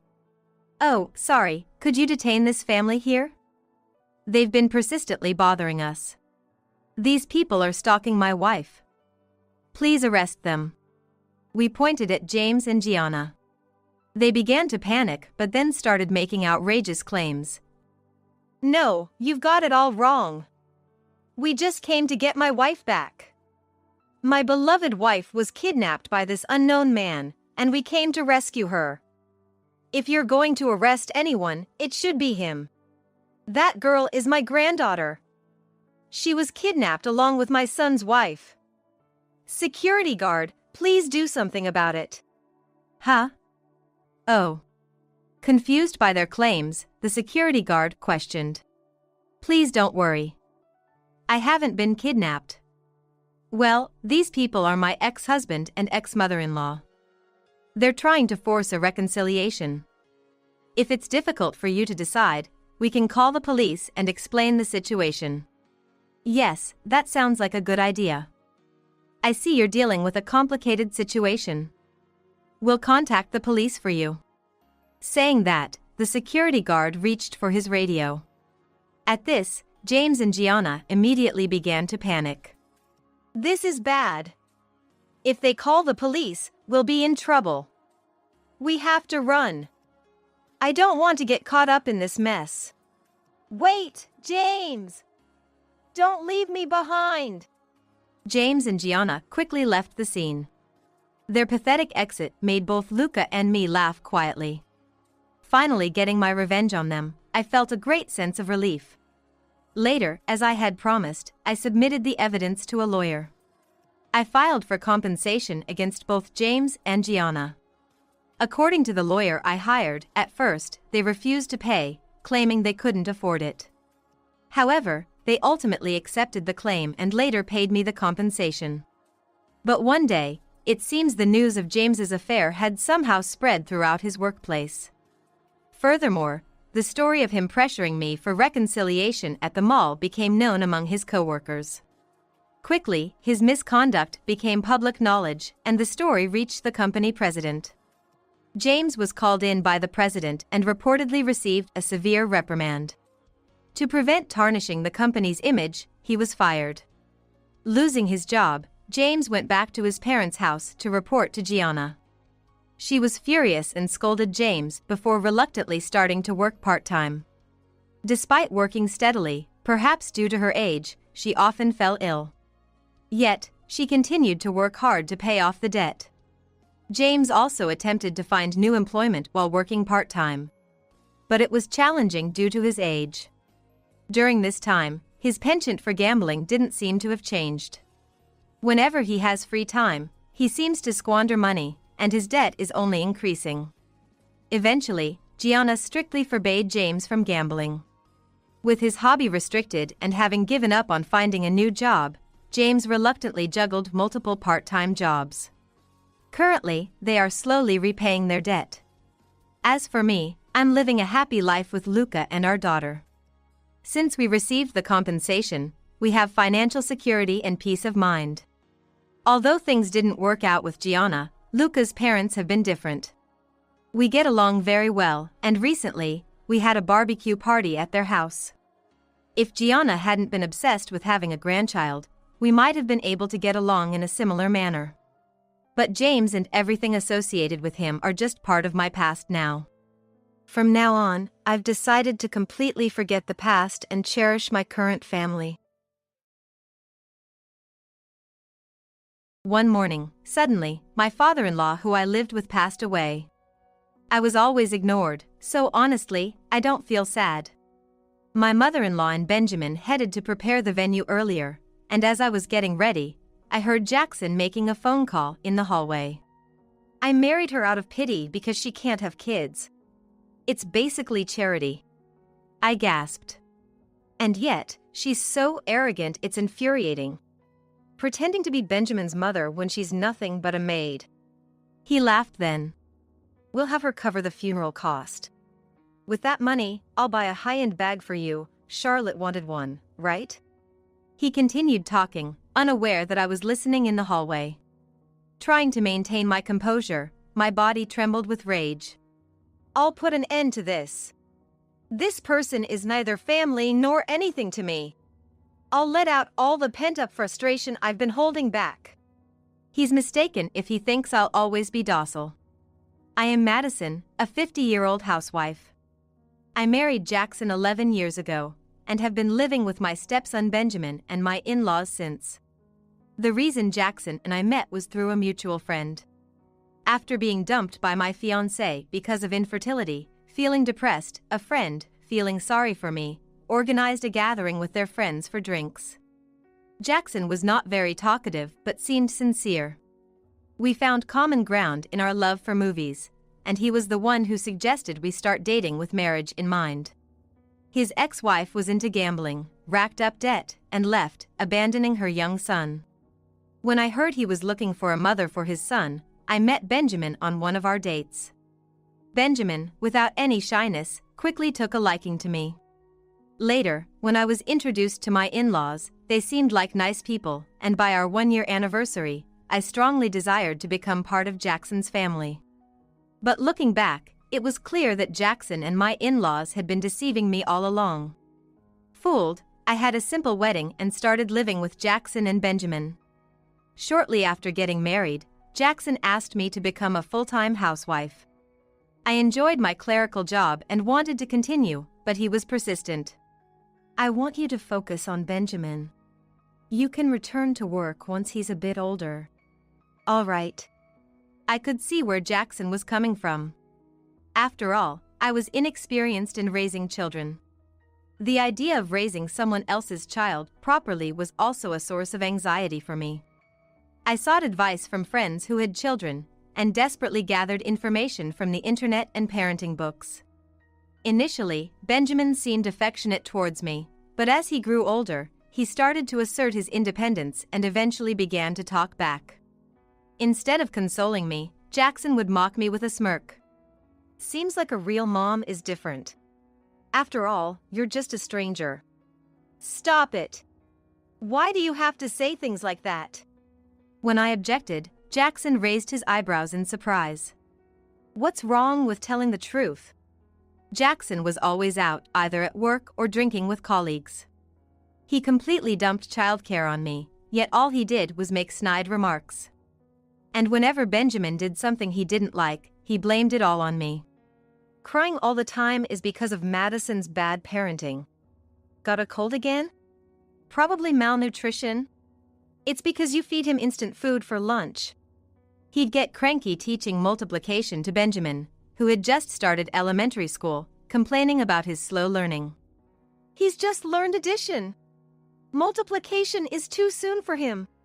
When I protested, Jackson laughed as if he was astonished. I was able to do middle school work at his age. Looks like Madison's stupidity has rubbed off on him. He'd smirk at me, saying, "Well, you're just a high school grad, right?" When Benjamin was around 8 years old, we started living with his parents. This was never part of the plan, but it suddenly came up because of my mother-in-law's deteriorating health. I was told I have high blood pressure at a medical checkup. I need to undergo treatment and follow a diet. Hearing this, Jackson suggested they move in with us. It'll be easier if you come to our place. Mom doesn't have a driver's license, and it's tough to go to appointments, right? Madison can drive you. I couldn't believe my ears. It's one thing if he were to help, but why try to play the filial son at my expense? He did that without even asking me. Oh, is that okay? That'd be a great help. We were struggling with the cost of remodeling the house. Great. Once you've sold the house, you can move in any time. I was flabbergasted by Jackson's audacity. This house is my inheritance from my parents, you know. After hanging up the phone, Jackson nonchalantly informed me. So, my parents are moving in, just so you know. Just so I know? Don't decide things on your own. Talk to me first. It's my house. Jackson made a displeased face. You don't like living with my parents? It's not that. It's natural for a wife to take care of her mother-in-law. You're free anyway, so be useful. My opinion was completely ignored, and soon the living with his parents began. Living together meant being at the mercy of my mother-in-law. She would complain about the weather, feeling sluggish, or just not in the mood. She used these as excuses to avoid going to the hospital. Then let's not go. You're okay with your illness getting worse? What a terrible person.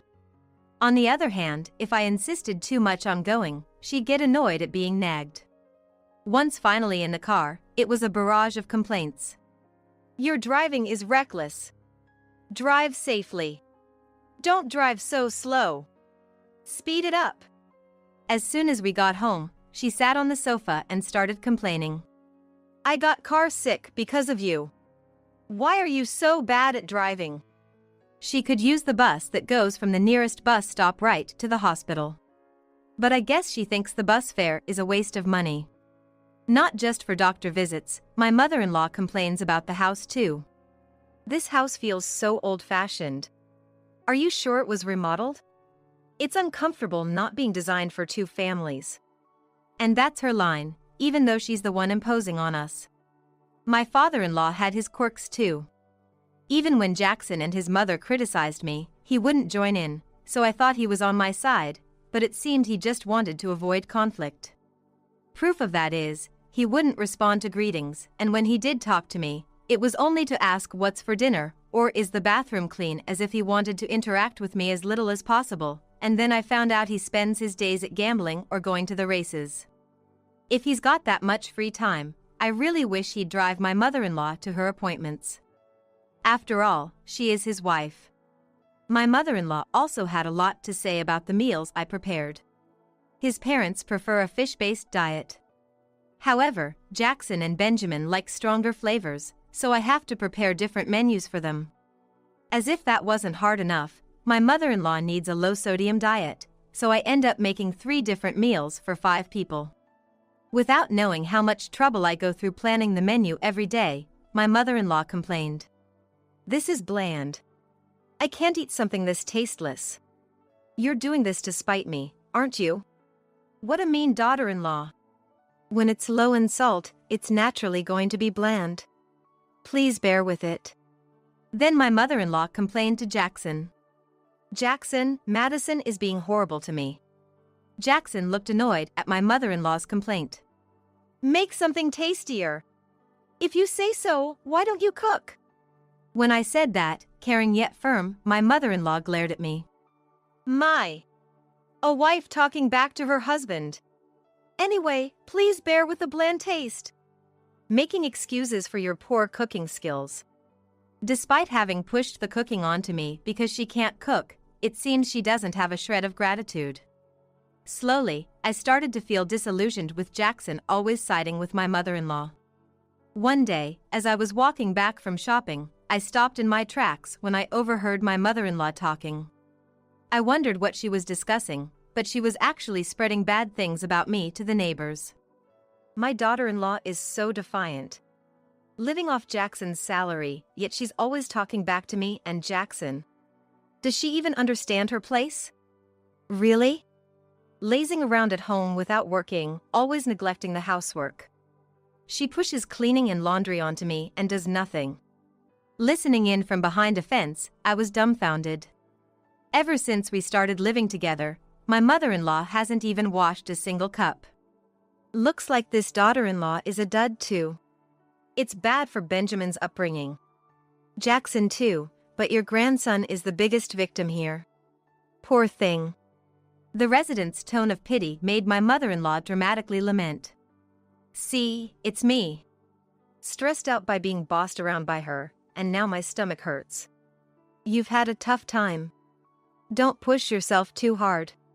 I finally understood. No wonder I've been avoided by the neighbors recently.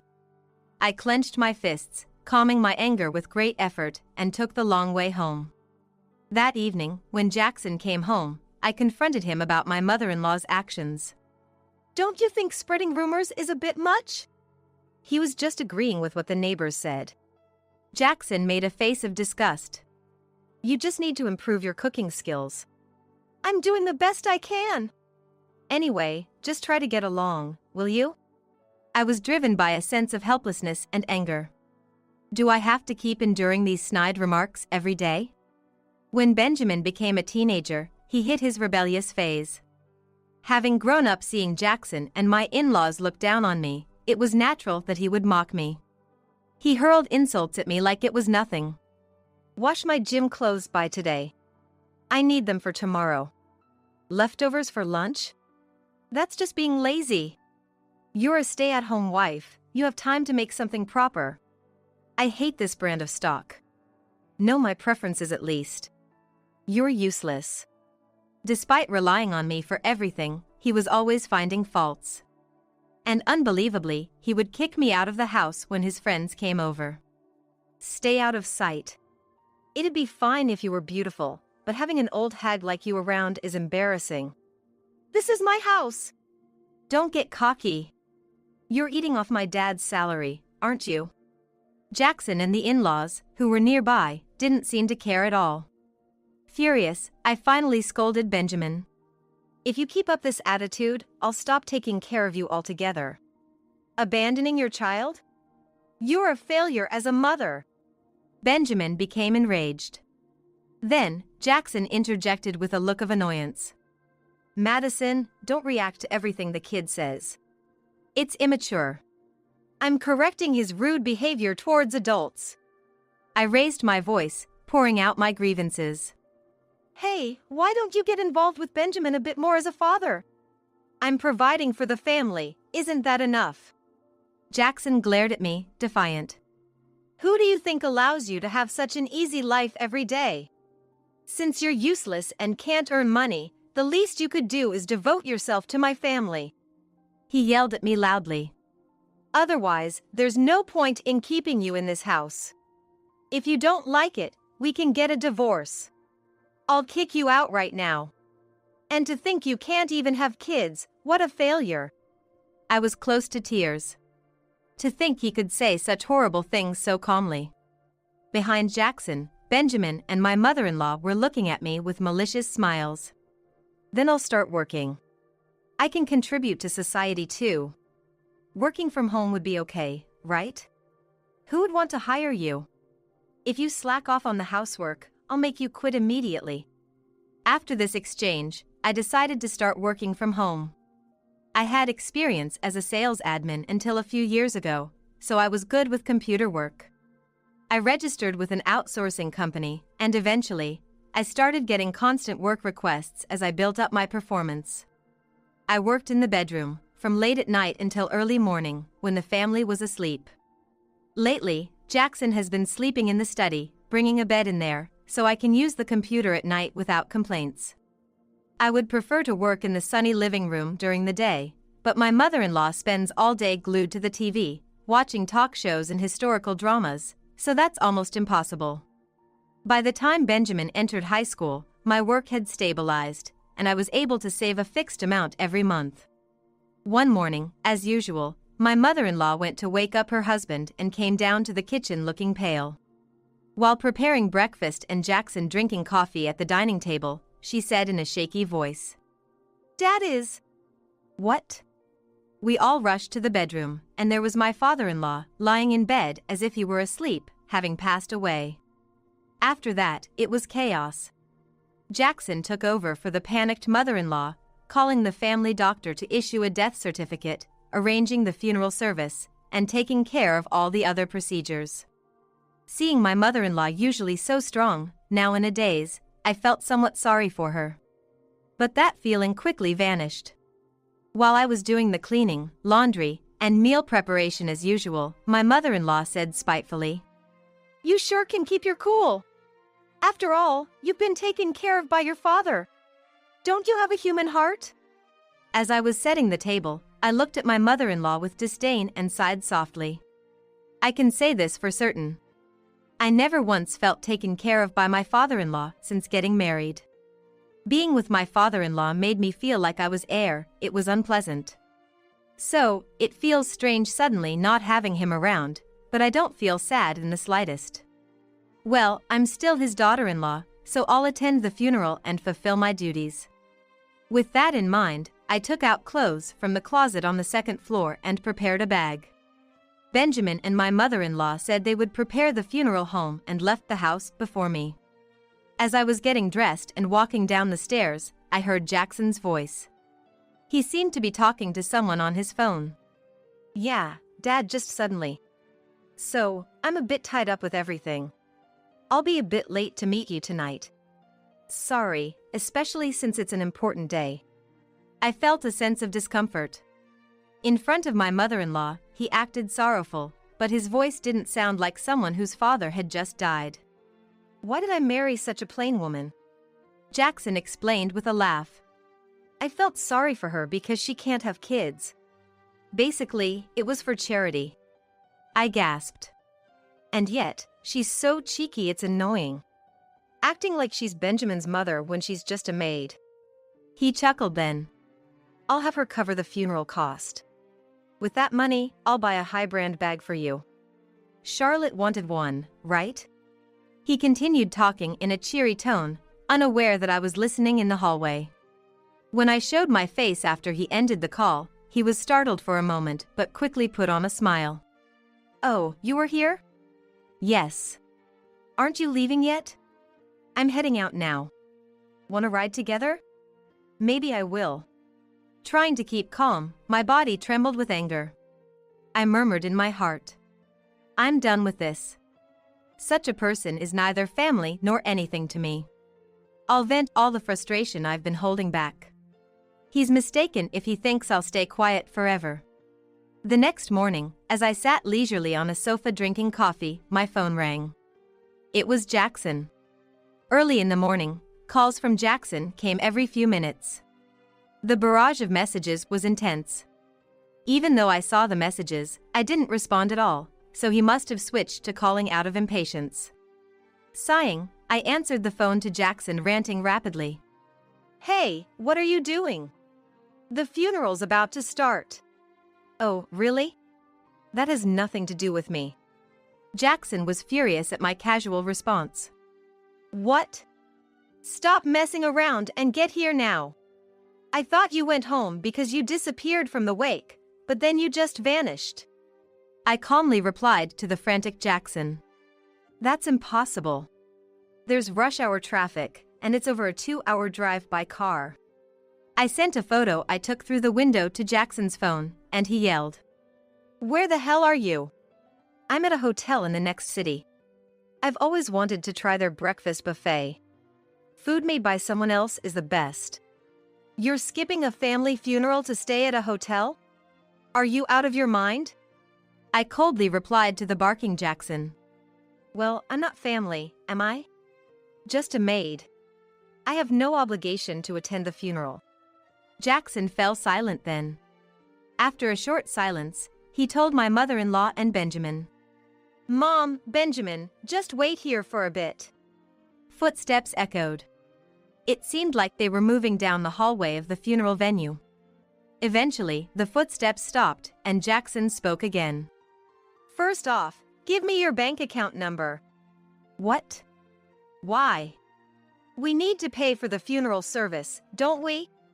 So you're saying I should cover it because you misused funds? After a moment of being speechless, Jackson yelled in desperation. That's right. I know you've been hoarding it. You can easily spare something like $20,000, can't you? If I give it to you, it'll never come back, right? Deal with it yourself. How dare you speak to me like that? Over the phone, I could sense Jackson's panic. A wife should just silently obey her husband.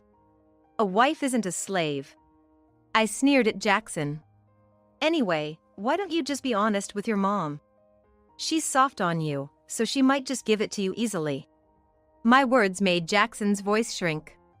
That's impossible. If she found out I spent the funeral money on a woman, she'd definitely get mad. I smirked. Even he's afraid of his mother. Serves you right. It's your own fault. I'm busy, so I'm hanging up now. Jackson was still shouting something, but I hung up. If he's too embarrassed to say it himself, I'll pass the message along to him. Sharing the info about him spending the donation on a woman in the family's shared social media will surely catch Benjamin and my mother-in-law's eye. After that, Jackson called me incessantly, so in frustration, I dashed to the mobile shop. How can I help you? I want to cancel my phone plan now. Sure. Canceling my phone and changing my number filled me with a sense of relief. Returning to the hotel, I wandered the nearby streets with a leisurely feeling. Ever since getting married, I had to report my outing plans and return time to Jackson, and there were even times he'd call come home soon. I never thought much of it before, but looking back, it was a terrible constraint. Jackson must be flustered not being able to contact me by now. Serves him right. I'll ignore him forever. Wrapped in a refreshing sense of freedom, I enjoyed shopping at my leisure. One day, I visited a church. My mother-in-law had mentioned that they were holding the service on the previous Sunday morning. I confirmed Jackson's car was parked in the parking lot. Likely, the other cars parked alongside it belonged to relatives. I opened the gate and stepped on the cobblestone path leading to the main hall. Listening closely, I could hear the murmur of casual conversation. The service had ended, and it seemed everyone was relaxing while having a chat. Hello everyone, it's been a while. As I opened the entrance door and greeted them, the room fell silent for a moment before a wave of reproachful voices erupted. Madison! Skipping both the wake and the funeral, what were you thinking? It was your husband's father's funeral, for heaven's sake. Your own father has already passed, so he was practically your real parent. I flashed a cold smile. Well, I've been officially designated as the maid, you see. While I tossed out this sarcastic remark and glanced at Jackson, he was glaring at me with furious eyes. I did my best to serve your father and mother. I even tried to fulfill the role of Benjamin's mother to the best of my ability. I looked over my mother-in-law, Jackson, and Benjamin in turn and shrugged. But according to Jackson, I'm just a maid. A mere maid shouldn't attend the funeral, right? So, I refrained. I never said such a thing. Jackson's voice cracked. I exhaled softly and pressed the play button on my phone's recording app. The conversation I had overheard on the stairs filled the quiet lounge with loud volume. As Jackson turned pale, I pressed on. By the way, now that the funeral's over, did my mother-in-law end up covering the donation? What? As the relatives looked bewildered, Jackson and my mother-in-law exchanged glances before awkwardly averting their eyes. No, well, you see, Madison, what are you talking about? It's impossible to spend $20,000 in one night. Don't talk nonsense. Jackson attempted a forced laugh in front of me as I swiped through my phone. I found this. Are you familiar with this person? To boldly show their face like this, quite fearless, aren't they? The image I showed froze Jackson. It was a photo of a woman snuggled up close to a man. Though their eyes were hidden, the man was dressed in a dark suit and black tie. Furthermore, the woman had commented, "Happy to have my dear Jackson drop by during the wake. Choosing a date with me over saying goodbye to his dad, I'm so happy. He even bought me the $20,000 bag I've been wanting at the brand shop. Isn't it cute? As Jackson reached out to snatch the phone, I kept it out of his reach, holding it high for the relatives at the back to see. I searched for this Charlotte person on social media, just going through everything. You can't pretend it's a coincidence with all these details matching up, right? Realizing excuses were futile, Jackson shut his mouth, a frightened expression on his face. Even Benjamin, usually his father's defender, was at a loss for words. The relatives began to condemn Jackson in unison. Leaving the wake under the pretext of retrieving something, just to meet your mistress. Shameful. Previously silent relatives couldn't hold back any longer and erupted in anger. You bought a brand bag with the donation money. Rushing out before the funeral started must have been to withdraw money from the bank. What a disgrace of a son. Shut up. It was our first date in a month. And since Mom covered the money, it's all good now. Jackson retorted defensively. To me, a date is more important than a funeral. If I skipped it and got dumped, it would be a huge problem. Cut me some slack. Even my mother-in-law was taken aback by this. Jackson, how could you say such a thing? Well, it's just an honest opinion, isn't it? Smiling, I spread out Benjamin's bankbook in front of everyone. Given he shamelessly claims dating is more important than his father, it's no wonder he'd accidentally use his son's savings, right? Benjamin, peering over, soon looked utterly defeated. It's empty. This has to be a joke. He turned to Jackson, accusing him fiercely. Did you use my savings, Dad? You're the only one who knew the PIN. You knew I've been saving up my money since Mom was around, didn't you? Jackson, shamelessly smiling, responded. Well, I tried to use Madison's money, but didn't know the PIN. You had saved quite a bit, huh? That's my boy. Don't mess around. Is that what a father does? Benjamin screamed, tears in his eyes. I don't want to call you my father anymore. I'm disowning you right here. My mother-in-law tried to calm the enraged Benjamin. Benjamin, forgive him. Thanks to your dad, we get to eat delicious food every day, don't we? Giving your dad your pocket money isn't such a big deal. My money, too, probably went to his mistress, right? It's fine to give gifts, but use your own money. Why are you touching mine? Benjamin voiced a very valid question. And the same goes for Granddad's funeral. After all the bad-mouthing, trying to get the money covered by someone else makes no sense. Pay it yourself. What's not there can't be given, I said, looking at Jackson, and chuckled softly. Judging by the social media, you've been giving her expensive gifts every time you meet, right? The reason you divorced your previous wife was also because of your infidelity, wasn't it? Pointing this out, Jackson and my mother-in-law were left speechless with uncomfortable expressions. It seemed Benjamin hadn't been told any of this. What a nasty woman. Did you even research the cause of our divorce? I snorted at Jackson's discomfort. I just thought I'd learn about your past, so I contacted your best friend through an acquaintance. Then, I stumbled upon some interesting stories. Just then, my phone buzzed with a message, so I stood up. Excuse me for a moment. I have to welcome a guest. I left the lounge and headed to the entrance. Returning to the main hall with a couple in tow, Jackson gasped. Lucas! And Charlotte too! Sorry, Jackson. I ended up spilling everything to Lucas.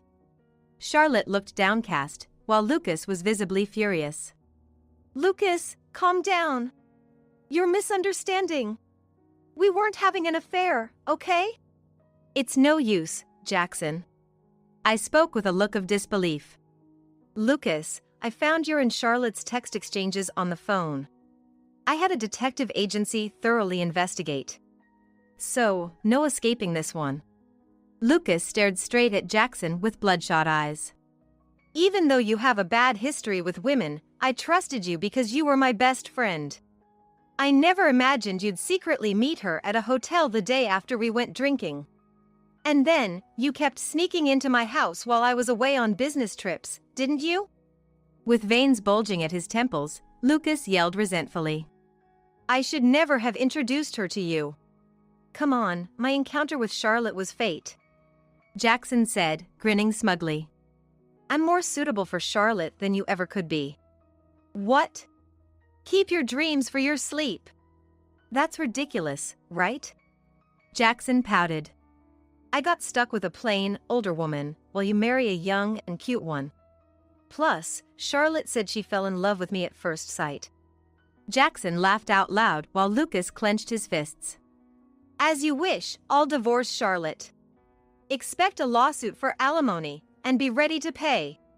I don't have that kind of money. I've already spent a lot on Charlotte, and just paying my ex-wife was hard enough. Jackson said defiantly. Well, I'll pay with the inheritance from Dad. Right, Mom? Jackson beamed, but my mother-in-law murmured softly.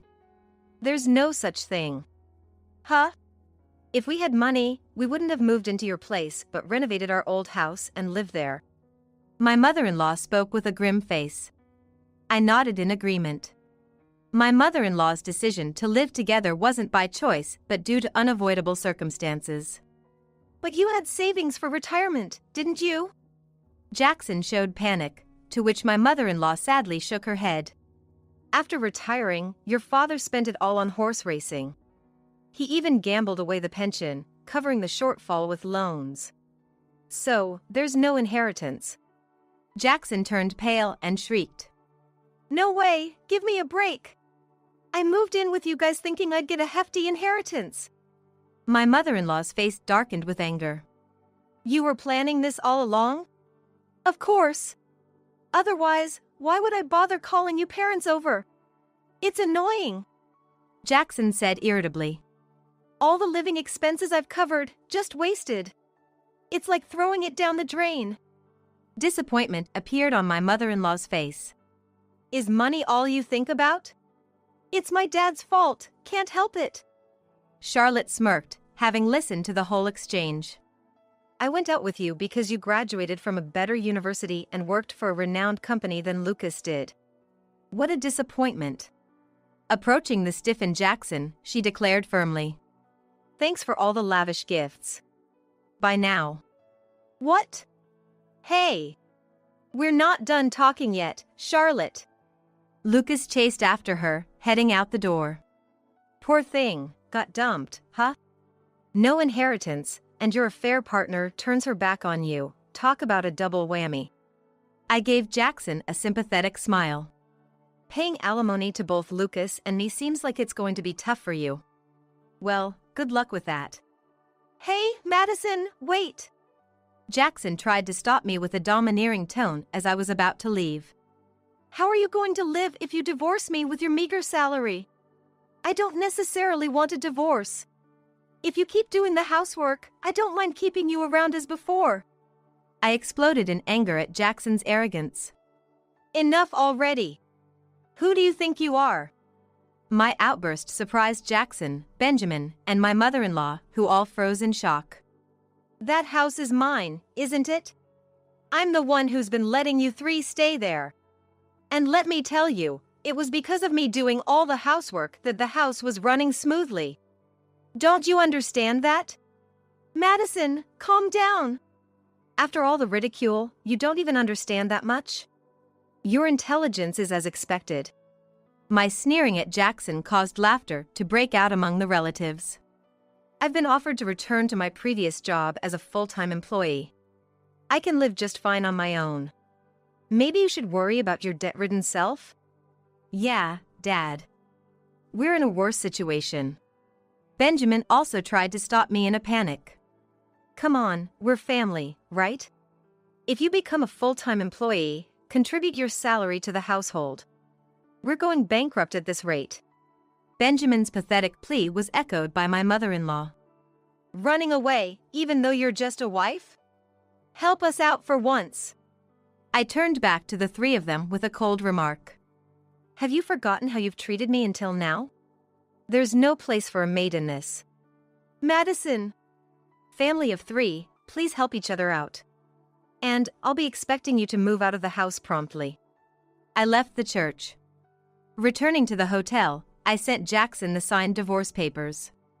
I plan to live in the hotel until those three move out. Though they left quietly, Jackson kept stalling on the alimony payments. I wanted to reconcile, but she pushed for the divorce, was his excuse. Convinced by the lawyer that a court divorce would cost extra, and is it really worth it, a pale-faced Jackson finally gave in and transferred the alimony to my account. To pay the alimony to me, he had to take on more debt and even started working part-time jobs since his salary wasn't enough. Jackson apparently told his boss and co-workers that the divorce was due to irreconcilable differences. However, since Lucas's friend worked in a different department, the true reason spread throughout the company. Feeling uncomfortable, Jackson quit his job as if fleeing. Naturally, his income plummeted. Now, he's juggling multiple part-time jobs, desperately trying to pay off his debts. Despite once being so close, the family relations have deteriorated. Benjamin has become thoroughly rebellious, skipping school and barely showing up at the shabby apartment the three of them moved into, choosing instead to hang out and waste time. My mother-in-law has not forgiven Jackson for agreeing to live together with inheritance in mind and now refuses to even speak to him. The incident of stealing Lucas's wife spread like wildfire among friends, and Jackson, having lost all his friends, is leading a lonely life. Having returned to my previous job as a full-time employee, I'm working full-time without having to worry about anyone else, enjoying my life alone. Only now do I fully realize how difficult living with those three had been. From now on, I plan to work while taking care of my health and savoring the rest of my life to the fullest. Get out! You're not my daughter anymore. The one yelling with so much force that spit flies is my mother. Her face is beet red with anger, and she's holding a knife with both hands, the points directed at me. I can't support a leech who doesn't even contribute to the living expenses. Far from not contributing, I am actually putting in more than half of my income, which amounts to $3,000 every month, into our household. She knows this. I've explained it to her countless times, but it seems like nothing gets through to her now. There have been some times she wouldn't listen to anything out of anger, but I never expected she'd even bring a knife.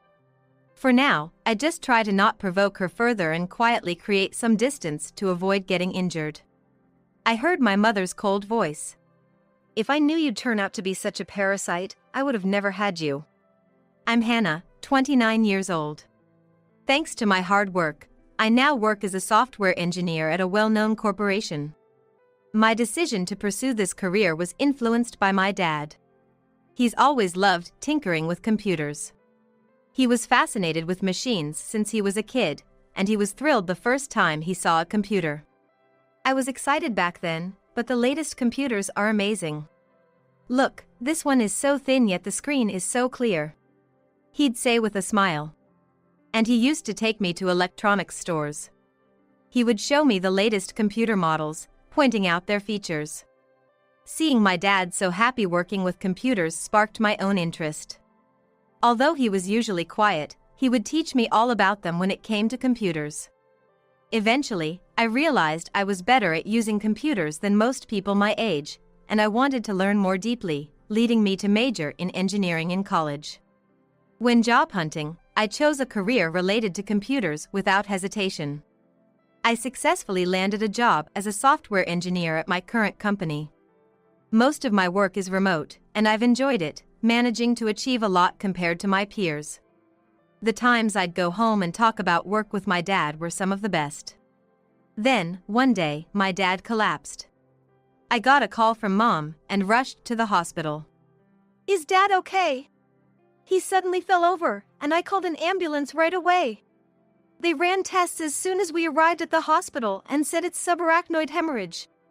He needs urgent surgery, and he's in the operating room now. What are we going to do about our life from now on? Oh, Dad. I waited, praying for his safety. A few hours later, the doctor came to update us on my dad's condition. The surgery was successful, but there might be some lasting effects on his arms and legs. The most important thing was that he was alive. That gave me some peace of mind.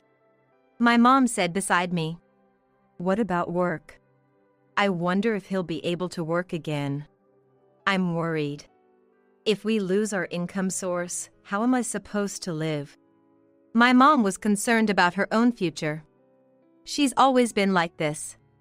She always thinks of herself first, before the family. Seeing her like this made me sad all over again. I visited a few times while my dad was hospitalized, and just as the doctor said, he seemed to have trouble moving his arms and legs. He's been working hard on his rehabilitation before discharge, but it was clear he would have some disabilities. During his stay, my mom would bring only the bare minimum necessities and leave quickly. Considering the commute to his job would be too much for him in his condition, and realizing he couldn't continue working, my dad had no choice but to resign. Since he would need care and couldn't live alone, I had discussed it with my mom. "It's gonna be hard for Dad to live alone with his condition, so I hope you can help him out." But I wasn't really expecting an answer to begin with. "I've got my hands full too, and I can't be bothered with taking care of him." Mom snapped back instantly. I was disheartened. Mom was never the type to put family first, even when I was little. She always put herself above everyone else. However, I believed she had some love for Dad and thought she'd reach out to help him now that he was in this condition. But she refused my request for care as well. "Yeah, I get it. Then I'll just move back in and take care of Dad myself. That would really help me out. When can you start living here?" Since my job was basically remote, I figured I could balance work and caregiving as long as I had a laptop and could conduct online meetings. I knew it'd be a tough life balancing work and caregiving, but for my beloved father, I decided to move back in with my parents. The day I moved back home, while packing up, Mom said to me, "For breakfast, make sure we can eat by 7 a.m. It'd be good to have eggs and salad, considering health. And keep the trash in small bags to avoid smells. Oh, and burnable trash goes out on Mondays and Thursdays, so make sure to take it out. And remember, cleaning is a daily task." I'm so glad you're back. Mom had said she'd take care of herself when I moved back, but suddenly, she started dumping all the housework on me. Yet, for all her demands, I noticed the house was a mess. It seemed she hadn't been doing much cleaning herself. As expected, I ended up doing all the chores while Mom did nothing. In fact, she was hardly ever home, living her life as she pleased. Now, not only was I working and caring for Dad, but I was also stuck with all the housework, making every day incredibly busy. My dad, who had lost a bit of weight, would apologize, saying, "I'm sorry for the trouble. You have work too," but I just smiled and shook my head. "Don't apologize. It's not your fault.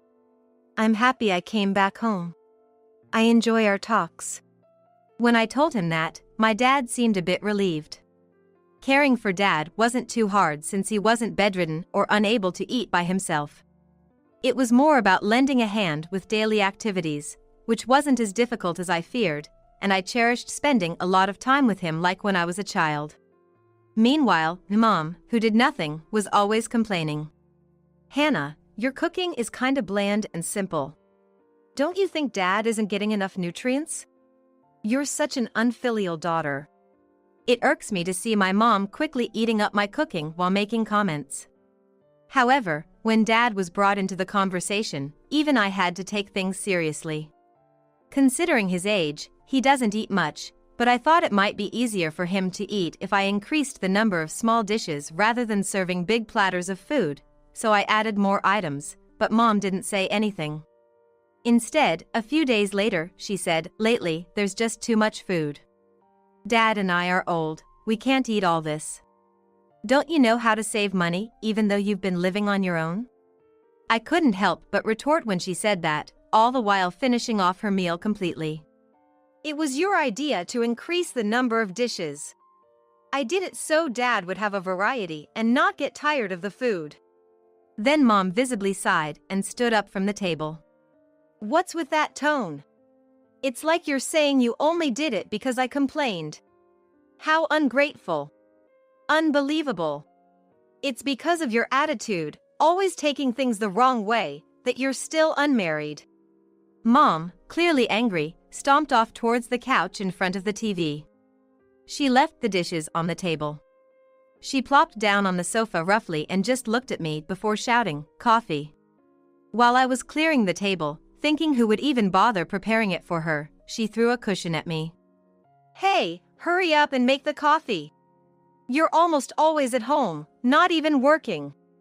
You talk about taking care of Dad, but are you just after his pension? And yet you can't even manage the household properly? How ridiculous. We've been over this a million times. I've switched to working from home. When I'm in my room, I'm either in meetings or getting work done. No matter how I explained, Mom refused to understand the concept of working from home. In her eyes, I returned home under the guise of caregiving, without contributing financially, making me an unfilial child.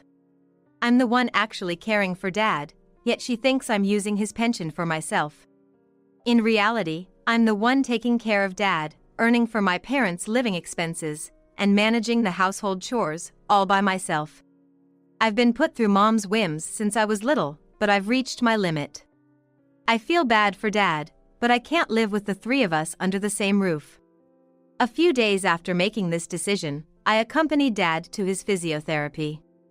He's motivated, and while dramatic improvements are unlikely, at least he's preventing any decline. As we returned home, promising to keep up the effort, I saw Mom leaving the house in a hurry with large bags. It's not unusual for her to be out or to come back from the department store with big bags, so I didn't think much of it. However, the next day, when I went to grab something from my closet, I realized all my bags and accessories were gone. What? Why? They weren't things I wore daily, nor had I moved them, so they should have been there. Then I remembered Mom's hurried departure the day before and confronted her. Mom, were you in my room yesterday? What are you talking about all of a sudden? This is my house. I can go into any room I want. Then what's with the bag? Mom was holding a bag from a high-end brand. It was clearly something she bought that day. You always tell me not to waste money, and yet you have the money to buy luxury items? Well, you're the one wasting money, so I decided to make sure you'd pay for it. Confused by her words, I frowned, and she started laughing cheerfully. You had some pretty nice bags. Just the bags and accessories alone brought in a good amount of money. Unbelievably, Mom had sold my accessories without my permission to buy things for herself. I was furious and shouted, "What the heck, that's unbelievable. It's worse than theft, selling them without my permission. Pay me back." Then Mom's face twisted in rage. "How dare you talk back to your parents like that? In my time, we absolutely obeyed our parents. I worked and took care of them. I'm taking care of Dad, and you do nothing but complain." She slammed the table with all her might. Why don't you help with Dad's care then? Do you remember ever helping since I got back? Who prepared his clothes? Who helped him stand up from his chair? You don't do any of that, yet you claim to be taking care of things. The one being taken care of the most in this house is you. I couldn't stand it and slammed my hand down on the table, staring at her.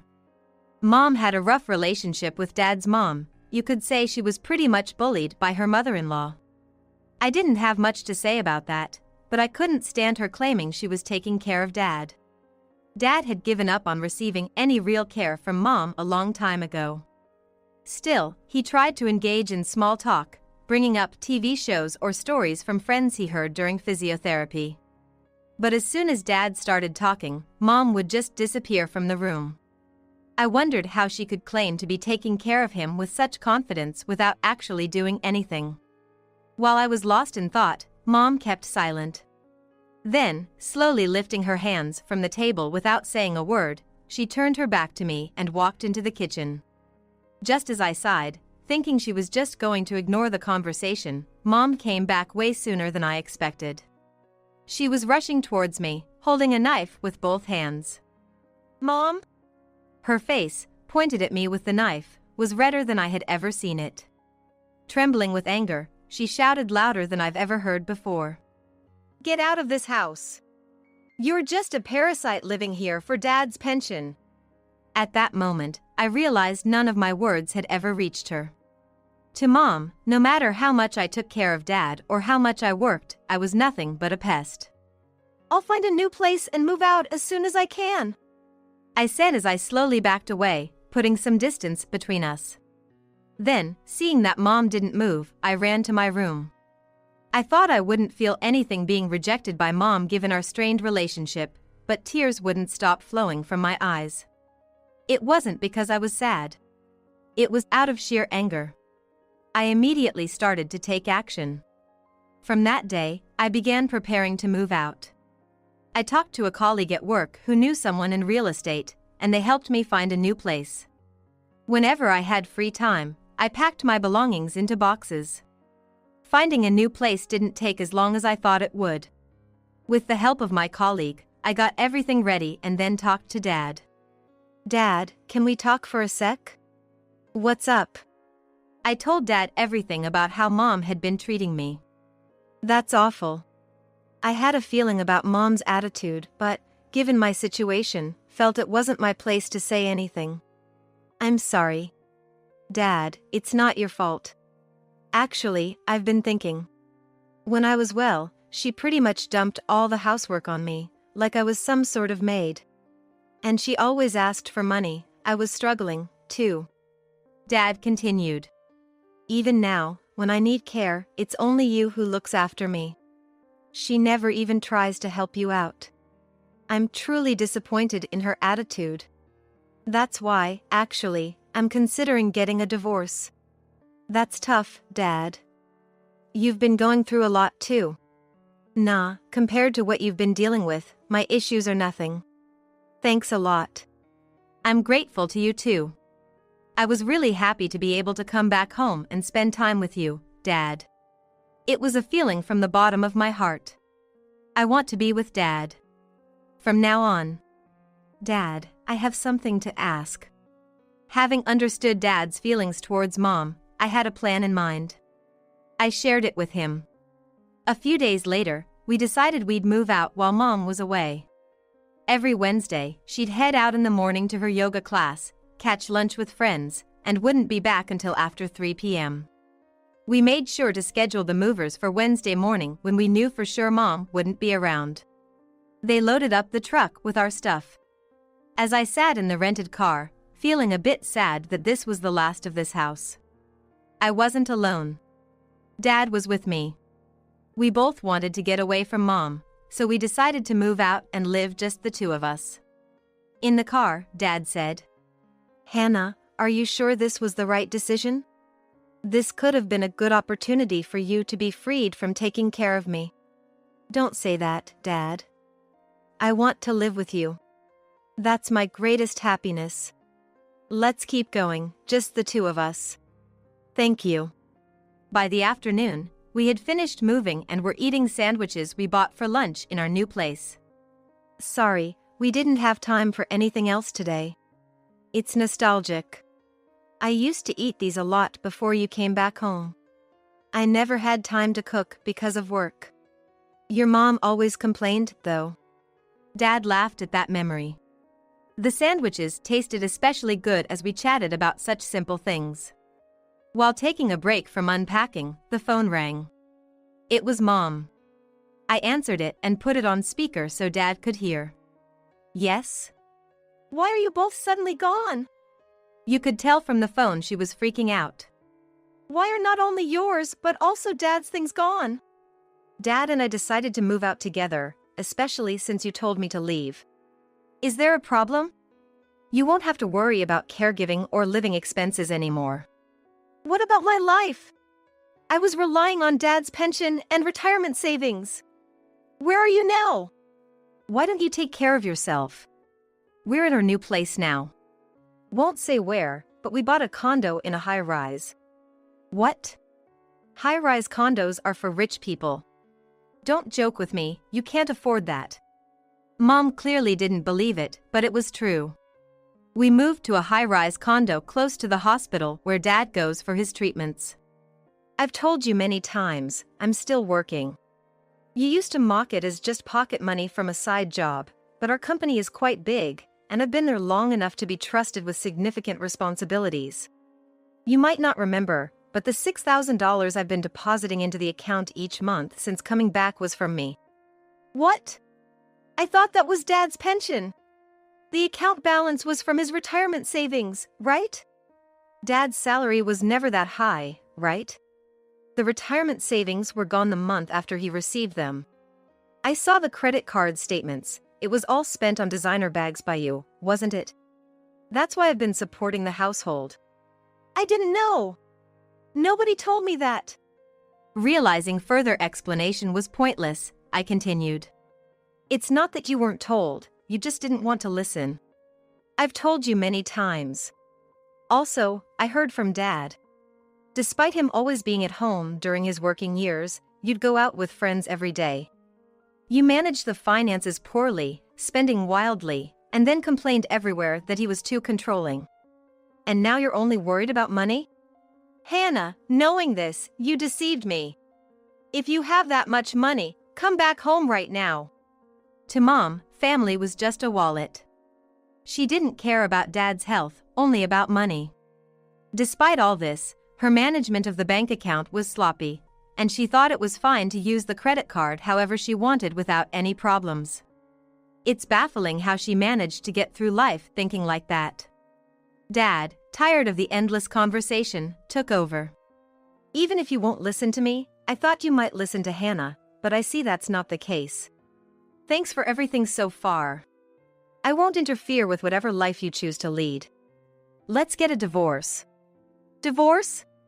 Wait, what about my life? You'll be free to live as you please without having to care for me. I'll send the divorce papers later, just sign them. She really couldn't think of anyone but herself. As I was lost in thought, Dad hung up the phone without another word. Sorry for putting you through that. I just replied, thank you, Dad. The next day, we were off to the hospital for Dad's appointment. I never imagined we could live somewhere so convenient. Thank you, Hannah. I just wanted to make sure it was easy for you to live, Dad. Plus, compared to downtown high-rises, the prices here are a lot more reasonable, so it looks like we can have a more comfortable life. We left the house with that conversation. It took us about 10 minutes to get to the hospital. As the automatic doors at the hospital's entrance opened, we both gasped. Mom was sitting in a chair near the entrance. It seemed she had been waiting for us since the morning. As soon as she saw us, Mom stood up energetically as if she had been waiting just for this moment and walked towards us. What was that call yesterday all about? I didn't hear anything about your salary or you and Dad moving out. I won't allow the two of you to live in a nice place without me. Suddenly, Mom's hand reached out towards me. She grabbed me and said, I'm going to live in the high-rise too. Even with her acting like this, I was beyond anger, just remaining calm. Why would she think this approach would get her what she wants? It became clear she hadn't thought about us as a family at all, and I found it pitiful. This was a decision Dad and I made together. Please give it up. I've decided I no longer consider you my mother. Thank you for everything. But from now on, let me live my life. I won't allow that. I don't need your permission. Now, let go of me. This is a hospital. If you keep this up, I'll call the police. Finally regaining some composure, Mom looked around for the first time. Other patients were glancing over at us. A hospital staff member, accompanied by a security guard, was walking towards us. In a panic, Mom let go of my hand. Is everything all right? Without looking at the person who asked, Mom hurried away. That was my mother. We had a little dispute.